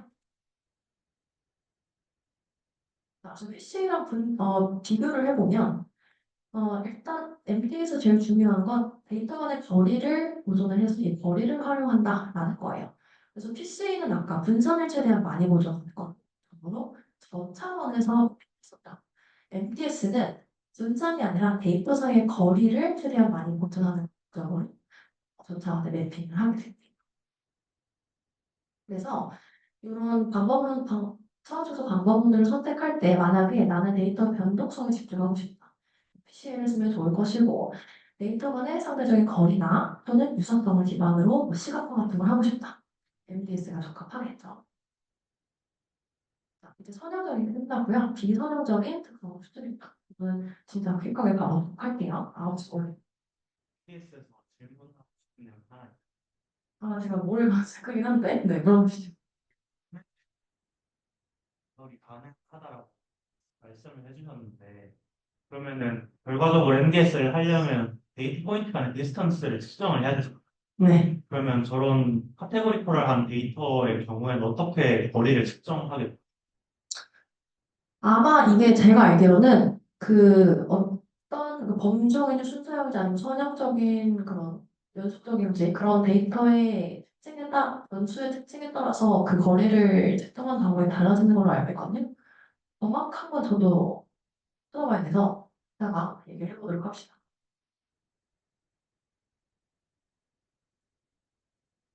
자, 그럼 왜 비선형적인 특성 추출을 하는가? 계속 선형적인 걸 했었죠.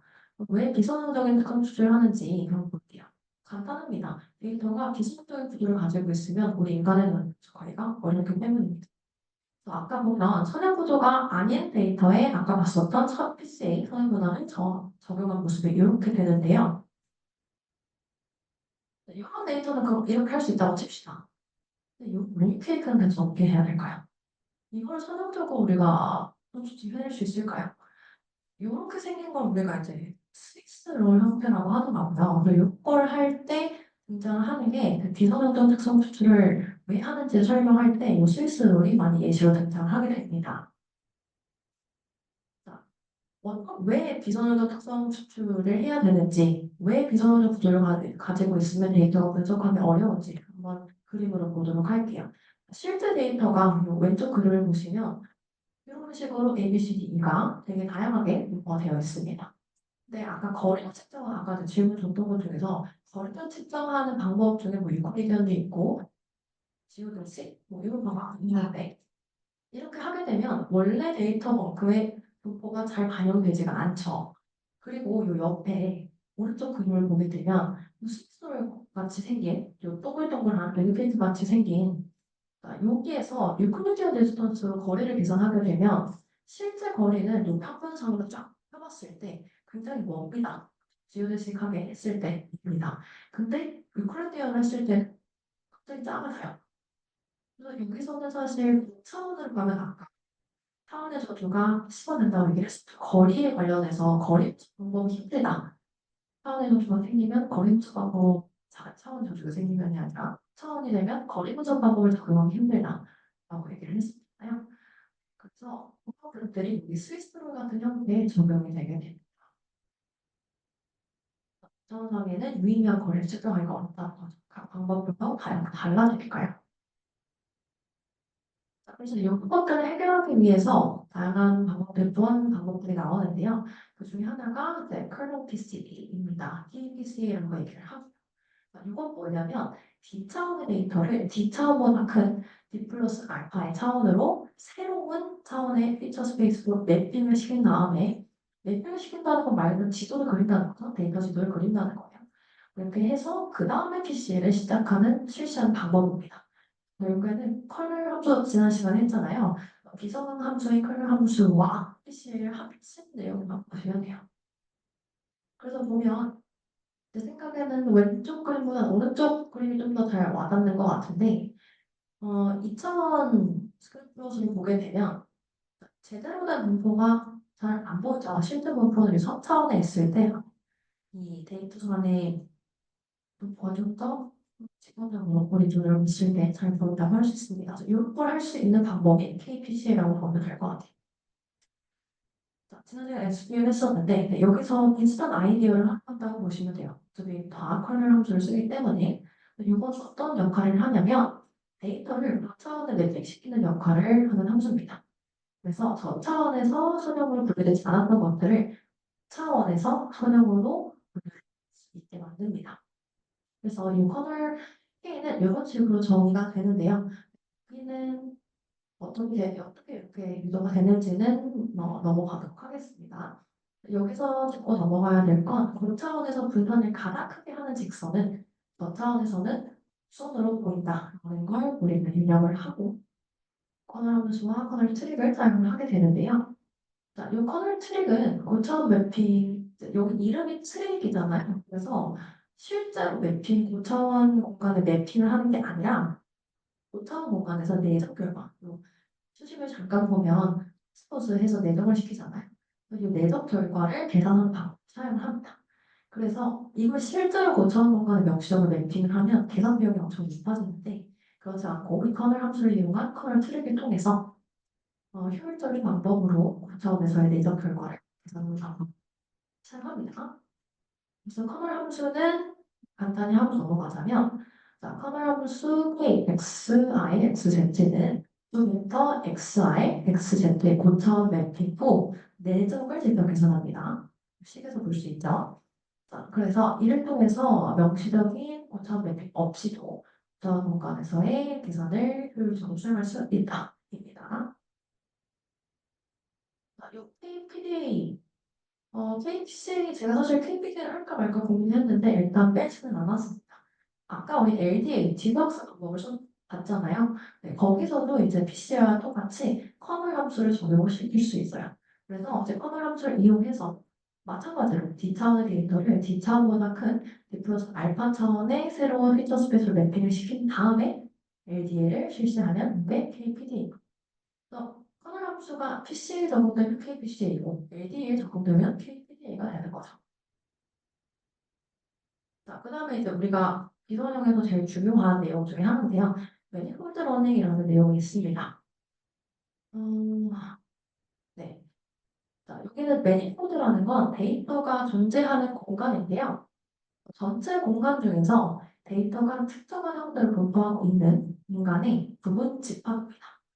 그 중에서는 특히 실질적으로 낮은 차원을 잘 표현할 수 있는 경우 이런 식으로 써 있는데 무슨 말이냐면 이 타지말이라는 이 타지말 사진이죠. 이 타지말 사진이 여기서 보이는 그 파란색으로 색칠된 부분에 다 들어가 있다는 거예요. 자, 그래서 실제로는 거기 이제 3차원이죠. 3차원 공간인데 실제로는 그거보다 낮은 저차원의 그것도 서브스페이스 부분 집합 안에 저 타지말 사진이 다 들어가 있고 나머지는 다 노이즈라는 거죠. 나머지는 딱히 없다는 겁니다. 실제로 우리가 쓸만한 분포가. 그래서 중요한 건 전체 공간 중에서 특정한 실제로 우리가 쓸 수 있는 데이터, 우리가 필요로 하는 데이터는 일부 공간에만 분포되어 있고 이거는 이 일부 공간에만 부분 집합으로 존재하는 데이터를 더 낮은 차원으로 저차원으로 표현할 수 있다. 얘기하는 게 매니폴드 러닝의 핵심적인 기본입니다. 여기까지 하고 조금 마실게요. 조금 힘들어서. 자, 매니폴드에서 우리가 가정을 하는데 가정에 이제 두 가지가 있습니다. 첫 번째는 고차원 데이터의 밀도는 낮지만 얘네들의 집합을 포함하는 저차원의 매니폴드가 있다. 방금 얘기한 내용이죠. 그러니까 내가 찾고 나가는 데이터가 희박하긴 합니다. 이 3차원 공간에서 이 타지발의 내용이 당연히 전체 부피를 떠날 때는 희박하게 존재를 하죠. 그렇지만 어디까지는 여기 존재한다는 거예요. 어디까지 존재한다라고 가정을 하고 시작합니다. 자, 그 다음에 이 저차원의 매니폴드를 벗어나는 순간 데이터의 밀도는 급격하게 낮아집니다. 그래서 타지말 밖에 이 파란색으로 표현되지 않은 부분들에 있는 건 다 저는 그 노이즈처럼 나타나서 이 매니폴드를 벗어나는 순간 데이터의 밀도는 급격하게 낮아진다. 이게 우리가 하는 두 번째 가정입니다. 대체로 내 추천하는 목표 데이터는 그 매니폴드, 요 파란색으로 표현된 또 특정 공간 문 스페이스에서만 찾을 수가 있다는 두 가지 가정을 합니다. 조금만 쉴게요.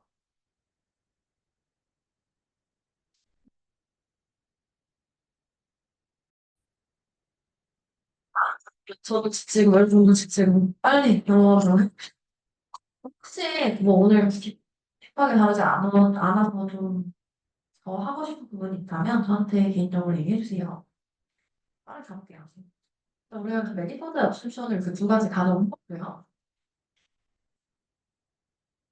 자, 그래서 아까 봤던 이 스위스 롤입니다. 그래서 요 아까 했었던 매니폴드 옵션 가정틀을 통해서 매니폴드 러닝을 한다는 거는 고차원 데이터 매니폴드를 학습해서 효과적으로 데이터를 이해를 하는 겁니다. 그래서 이걸 PC랑 비교해 볼 수가 있는데요.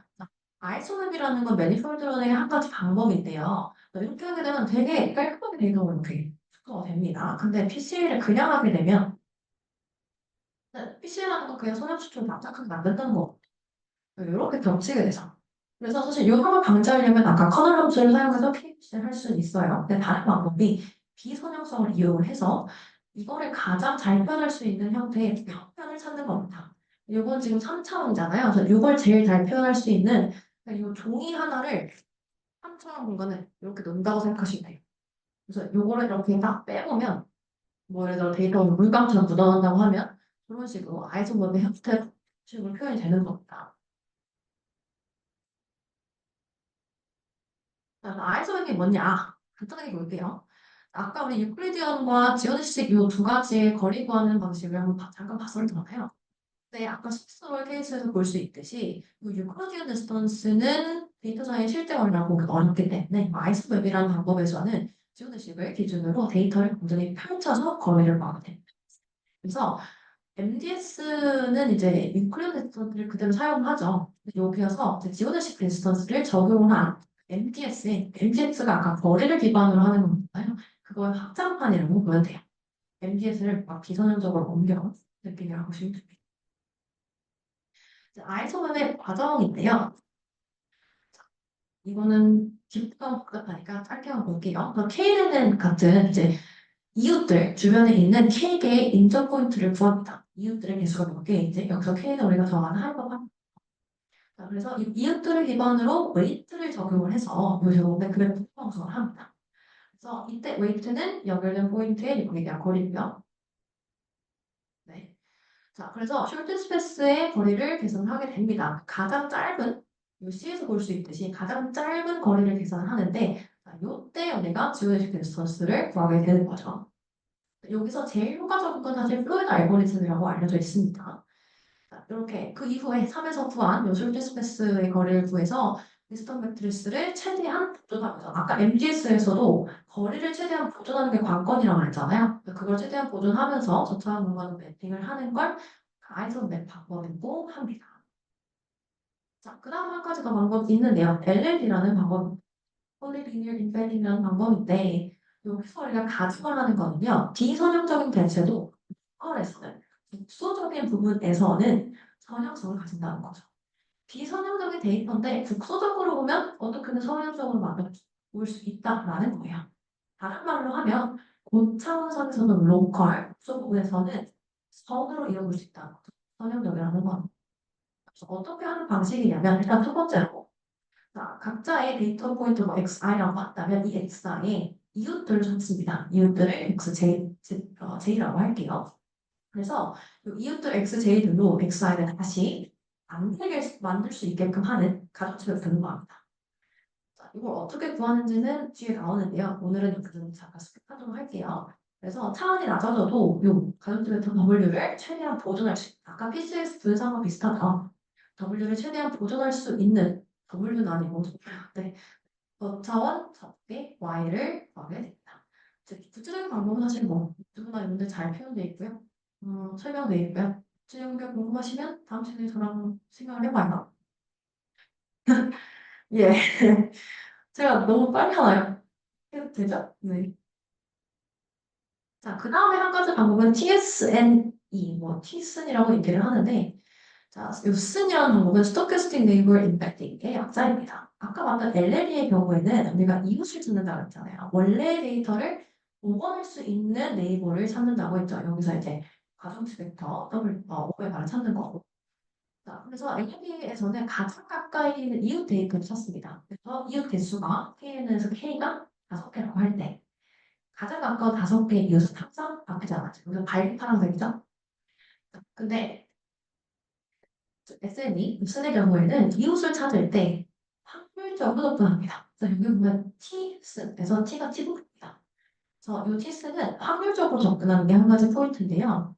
이웃을 찾을 때 가장 가까운 걸 찾는 게 아니라 확률적으로 접근을 해서요. 뭔가 바뀔 수 있는 변동성 존재를 합니다. 그래서 파란색 점뿐만 아니라 남색 점 역시 원래 데이터 포인트, 별이 원래 데이터 포인트예요. 이거 복원하는 데 기여할 수 있다라는 점에서 착안을 한 내용입니다.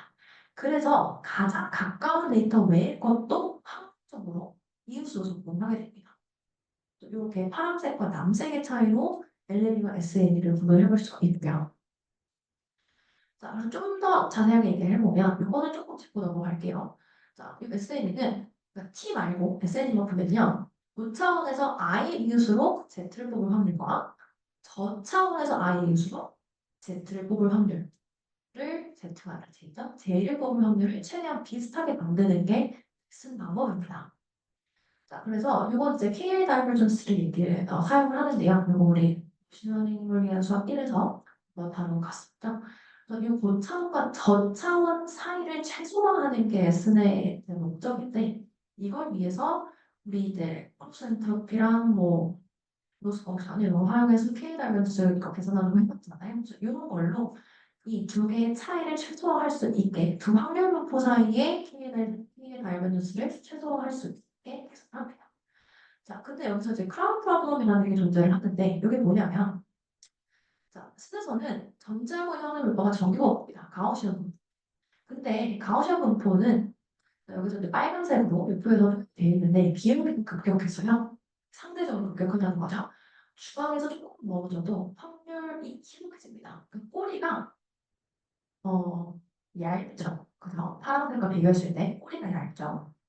자, 근데 우리가 팁슨에서 하고 싶은 거는요. 가까운 건 더 가깝게, 먼 건 더 멀게 매핑을 하고 싶어요. 그래서 기울기가 조금 완만한, 그래서 기울기가 완만해지면 꼬리 부분이 두꺼워지죠. 네. 그래서 이 꼬리 부분의 두꺼운 두꺼운 T분포를 사용해서 순을 하고 싶다. 라고 해서 순에 아까 위에서 얘기한 요 고차원과 저차원 사이의 차이를 최소화한 순의 T분포를 적용한 게 T순이다. 보시면 돼요. 자, 그래서 아까 방금 말했던 내용이고요. 티스는 전제하는 확률, 언제하는 건 정규분포예요. 근데 언제 디분포를 사용하냐면 저차원의 데이터들 인베딩 시킬 때, 매핑할 때는 정규분포가 아니라 T분포를 사용하게 됩니다. 자, 왜 하냐? 아까 말했던 내용이에요. 그래서 정규분포는 꼬리가 두텁지가 않아서 I번째 개체에서 적당히 떨어져 있는 이유, 그다음에 이게 이 아주만 할 수 있는 이유가 선택된 확률이 차이가 별로 안 나요. 왜? 꼬리가 얇기 때문에. 자, 그래서 높은 차원 공간에서는 분포의 중심에서 먼 부분, 그러니까 테일 부분이죠. 꼬리 부분에 데이터 비중이 높기 때문에 데이터 일부분의 정보를 고차원에 유지하기가 어렵습니다. 그래서 우리가 고차원에서 데이터를 다룰 때는 이 정규분포를 사용하는 게 꼬리가 얇기 때문에 힘들다는 거죠. 근데 분포는 정규분포도 꼬리가 더 두껍기 때문에 테일이 두꺼운 분포를 가지기 때문에 이 꼬리 부분이 상대적으로 두껍게 보셔도 돼요. 보시는 아니지만 네, 넘어가셔도 돼요. 자유도 일부 적용을 해서 사용을 하고요. 띠분포 또한 표본의 수가 많아질수록 중심 극한 정리에 의해서 결국은 정부분포를 순용합니다. 이 정규분포 순용하는 내용이 왜 나오냐면요. 일단 티슨에서 전제하는 확률 분포는 가우시안 정규분포예요. 그래서 이 CRT 중심 극한 정리가 적용이 되는 게 중요한 조건 중에 하나죠. 그래서 티스는 정리하자면 정규풀은 전제하지만 실제 사용하는 건 지금 그렇게 해서 고차원 데이터도 좀 더 효율적으로 잘 분리를 해볼 수가 처리를 해볼 수 있다. 그래서 이 티스는 4개 변수로 T라는 걸 사용하는데요. 요거는 이제 여기서는 이제 조금 어렵게 나와 트로피 이런 게 나오고 얘기를 해야 되니까 비차별성이라고 생각을 하면 될 것 같아요. 자, 그래서 일단 적 넘어가고 어떻게 데이터들이 되는지 한번 살펴볼게요. 콤플렉시티가 낮으면요, 작으면요, 가까운 점들이 이웃수 선택될 확률이 커집니다. 그래서 먼 점들은 다 여기 가까워져요. 반대로 콤플렉시티가 커지면 거리에 상관없이 이웃으로 선택이 될 확률이 커집니다. 보면 여기 아마 여기서는 안 보이는데 PDF상에서는 아마 보일 거예요.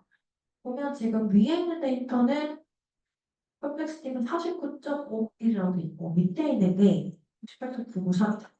밑에 있는 게 퍼플렉스티가 크죠. 그래서 지금 데이터 분포를 크면 거리에 상관없이 이웃으로 선택이 될 확률이 커지죠. 그래서 대부분 비슷하게 뭔가 분포가 되어 있는 것처럼 상대적 분포가 지금 되어 있어요. 근데 위에 퍼플렉스티가 작아지게 되면 비차별성이 작아지기 때문에 한 점의 분포가 몰리게 되죠. 네.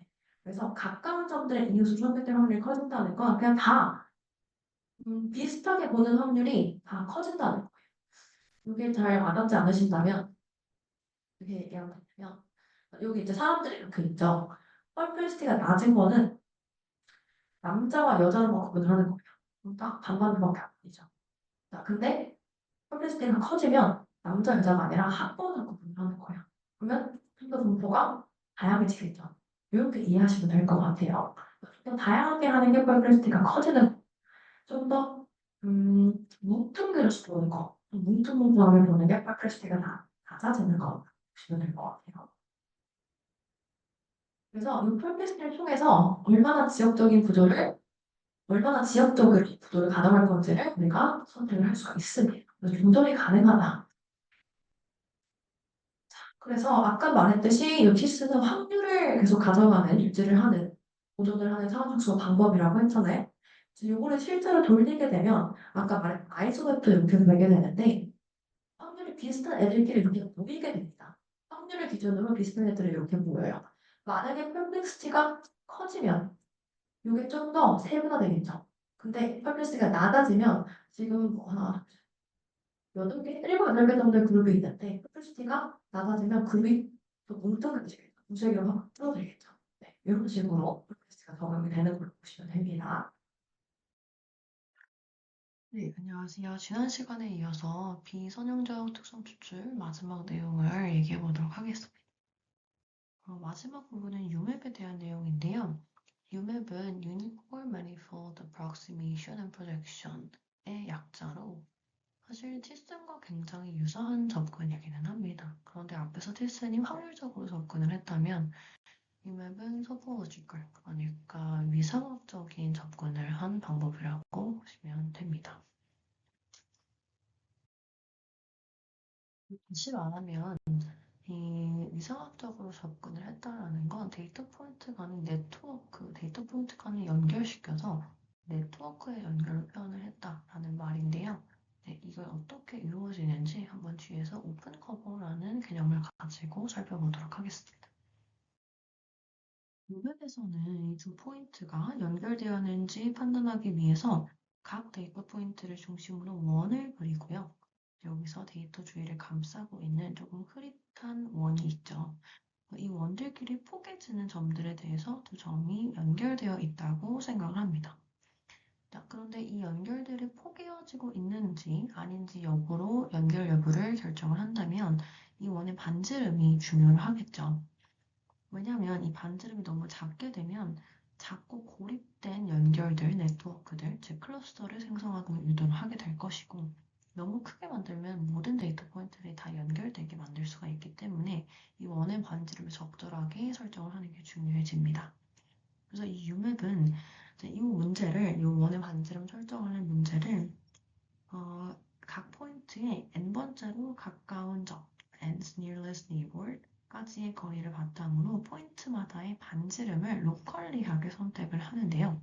로컬리하게 선택을 한다는 건 결국 각 데이터 포인트마다 다르게 설정을 한다는 얘기입니다. 그래서 모든 포인트에 대해서 똑같은 반지름을 적용하는 게 아니라 각 포인트마다 규칙에 맞게 반지름을 구해서 적용을 했다라는 걸 이제 로컬하게 적용했다라는 단어로 표현했다고 보시면 되겠습니다. 그래서 이 오픈 커버의 적절한 반지름 길이를 정하기 위해서 우리는 데이터의 분포가 유니폼하다고 가정을 하는데요. 모든 데이터가 모든 공간에서 유니폼하다는 게 아니라 대부분의 데이터가 모여있는 매니폴드라는 공간에서 앞에서 얘기를 했었죠. 요 맵의 단어에서 들어가는 유니폼 매니폴드라는 단어가 여기에서 나온 건데요. 이 이미지, 즉 주요한 데이터를 구성하는 매니폴드에 모여져 있는 데이터는 분포가 유니폼하다라는 걸 가정을 하게 된 겁니다. 이 데이터가 유니폼하게 분포되어 있는 공간, 매니폴드 공간은 전체 공간에서 굉장히 작은 공간에 포함되는 작은 공간을 이루고 있는 공간이기 때문에 이런 가정이 가능하게 된 것이고요. 왜 이게 커버에 대한 커버에 대한 설정을, 커버의 레디우스, 반지름에 대한 설정을 도와주게 되냐면 너무 유한한 포인트에서는 어떤 특정한 반경을 우리가 상상한 매니폴드로 커버하지를 못한다고 합니다. 마찬가지로 포인트가 너무 많아지면 커버가 너무 많이 다루어지는 거죠. 오픈 커버가. 우리가 이상적으로 생각했던 것보다 훨씬 더 높은 차원, 고차원의 단순화로 끝나게 된다고 해요. 그래서 여기서 이제 들어가는 가정이 데이터가 매니폴드 전반에 걸쳐서 유니폼하게, 균일하게 분포된 경우에는 적합한 반지름을 쉽게 선택을 할 수 있는 거죠. 왜 이게 쉬워지냐는 이 그림을 보면 쉽게 볼 수가 있죠. 그래서 이 유니폼하게 분포가 돼 있으면 포인트 간의 평균 거리가 훨씬 쉽게 작동을 할 수 있겠죠. 그래서 이렇게 유니폼 디스트리뷰션을 사용하게 되면 전체 커버가 no gaps, 갭도 없고요. 그다음에 불필요하게 연결되지 않은 요소들도 없죠. 그래서 논문에서는 no unnecessarily disconnected components라고 얘기를 하는데 그래서 no gaps, no unnecessarily disconnected components가 되면서 전체 manifold를 포괄할 것을 보장을 받게 된다고 합니다. 그러니까 불필요하게 끊김이 발생하지 않고 갭도 생기지 않아서 이 전체 매니폴드를 구성할 수 있게 된다. 라는 말이고요. 이거의 정확한 증명은 이제 리만 가설을 기반을 한다고 합니다. 이렇게 하게 되면 이 분포가 유니폼하다고 가정을 하게 되면 리만 가설에 기반을 해서 K's nearest neighbor of the point에 닿는 커버를 설정할 수 있게 된다고 얘기를 합니다. 그래서 이걸 좀 더 자세하게 보게 되면 우리가 이제 UMap에서 고차원 그래프를 생성하기 위해서 경계가 모호하고 즉 퍼지하고 단순한 심플한 복합체를 구축을 한다라고 얘기를 하는데요. 용어가 조금 어렵게 느껴질 수 있지만 요 오픈 커버의 엣지 웨이트를 이용해서 나타난 웨이티드 그래프라고 생각을 하시면 됩니다. 이 엣지 웨이트는 이 두 포인트가 연결된 정도, likelihood를 표현을 한 것이고요. 엣지 웨이트는 이 오픈 커버의 엣지의 굵기로 표현된다라고 보시면 돼요. 그래서 이 두 포인트가 연결되었는지 판단을 하기 위해서 UMap은 각각의 포인트를 중심으로 원을 그리고 그 원이 포개지는 점들에 대해서 두 점이 연결되어 있다고 판단을 하게 되는데요. 아까 말했듯이 그렇기 때문에 이 원의 반지름이 중요하게 됩니다. 그래서 이 UMap은 원의 반지름이 커짐에 따라서 무조건 연결되는 게 아니라 그래프를 fuzzy, 경계가 불분명하게 만들어서 점사의 연결 정도를 줄이게 되는데요. 자, 마지막으로 각 포인트들은 최소한 가장 가까운 점들과는 반드시 연결돼야 된다. 그러니까 각 점마다 최소한 한 점은 이어져야 해서 아이솔레이트 되지 않게 한다라고 규정을 해서 로컬한 국수적인 스트럭처가 보존되게 합니다.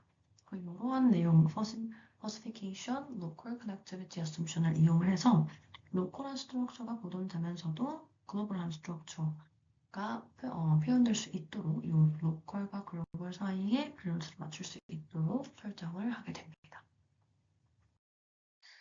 그래서 이제 두 점이 반지름에 만나면 연결이 생기고 그 이후로 반지름이 확장되면 그때부터 이제 원의 경계가 모호해지는데요. 여기 보면 그래서 왼쪽 그림에서 제일 큰 원 두 개를 보면 두 개의 원의 반경이 겹쳐져 있죠. 네, 그래서 이게 겹치기 시작하면서부터는 그 밖으로는 굉장히 흐리게, fuzzy하게 원이 표현된 걸 볼 수가 있습니다.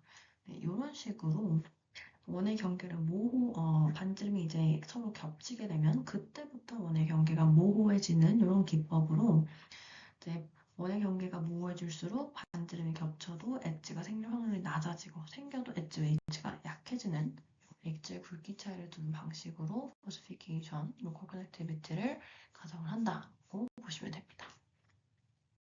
네, 이런 것들을 가정하기 위해서 그러니까 로컬 스트럭처와 글로벌 스트럭처 사이의 밸런스를 컨트롤하기 위해서 웹에서는 두 개의 파라미터를 사용을 하게 되는데요. 첫 번째는 이제 미니멈 디스턴스입니다. 미니멈 디스턴스는 저차원 공간에서 각각 이제 포인트 간의 최소 거리, 미니멈한 거리를 나타냅니다.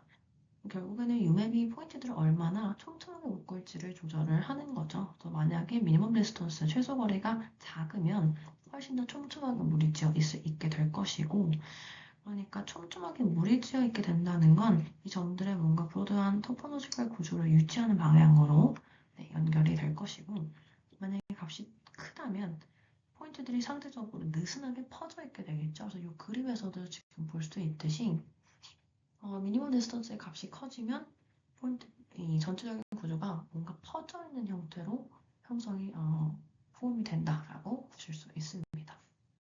두 번째 파라미터는 n neighbors, 그러니까 최근적 이웃의 개수인데요.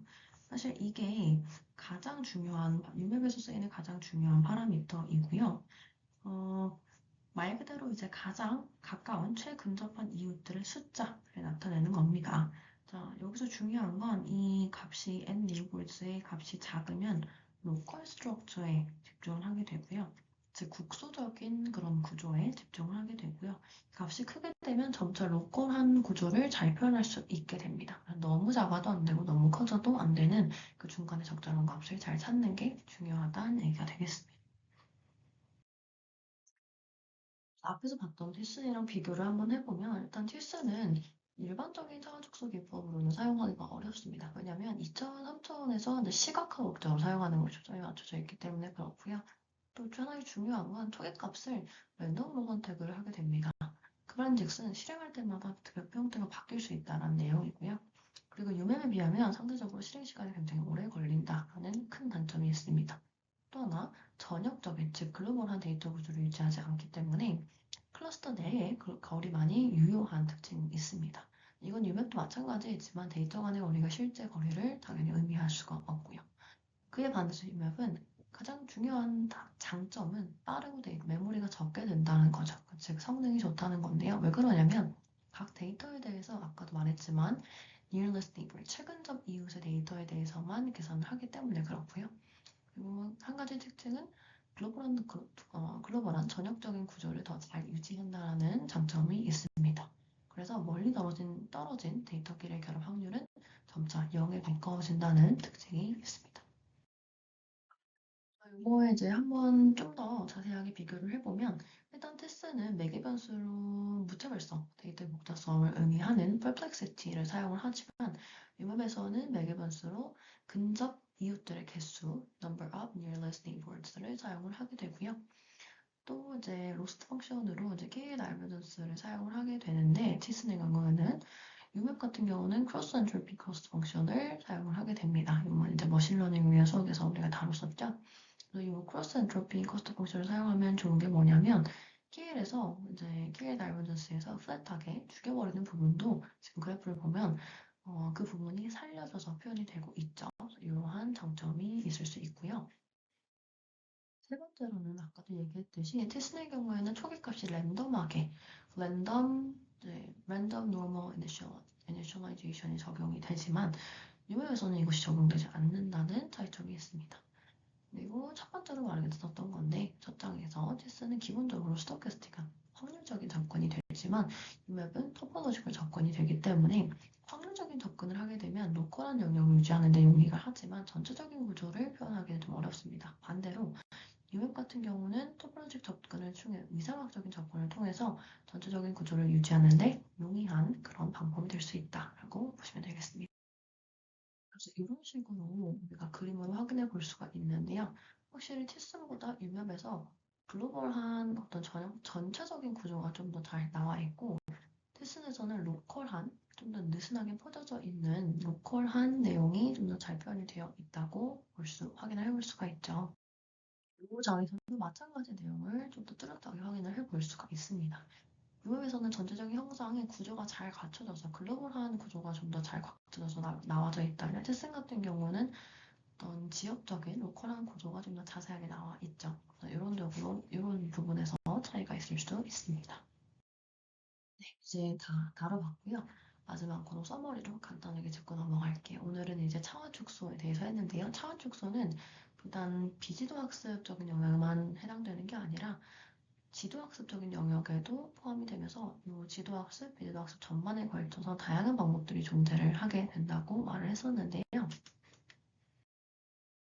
그 중에서도 이제 차원 축소는 비지도 지도 학습만 나눠져 있는 게 아니라 선형적인 것, 리니어한 것과 비선형적인 non-linear 방법들이 둘 다 존재하고 특성을 추출하는 feature extraction 방법뿐만 아니라 feature selection, 피처를 선택하는, 그대로 살려서 선택하는 방법도 존재한다는 거. 그 표는 중간에 들어가 있는 표에 제가 정리를 해놨으니까 DA나 다른 프로젝트 하실 때 참고하시면 좋을 것 같습니다. 또 이번 세션에서는 PCA에 대해서 가장 주요하게 살펴봤고요. 사실 UMap도 성능이 제일 좋기 때문에 특히 이미지 차원 축소나 이런 부분에서는 굉장히 주요하게 쓰이는 내용이기는 합니다. 이런 것들 한번 살펴보시고 특히 이제 커널 펑션을 적용하는 커널 PCA나 커널 FD, LDA 적용을 한 이런 내용을 한번 학습해 보시면 좋을 것 같습니다. 네, 세션 듣느라 수고하셨고 차원 축소에 대한 이해를 돕는데 이 세션이 조금 도움이 많이 됐으면 하는 바람입니다. 수고 많으셨습니다. 감사합니다.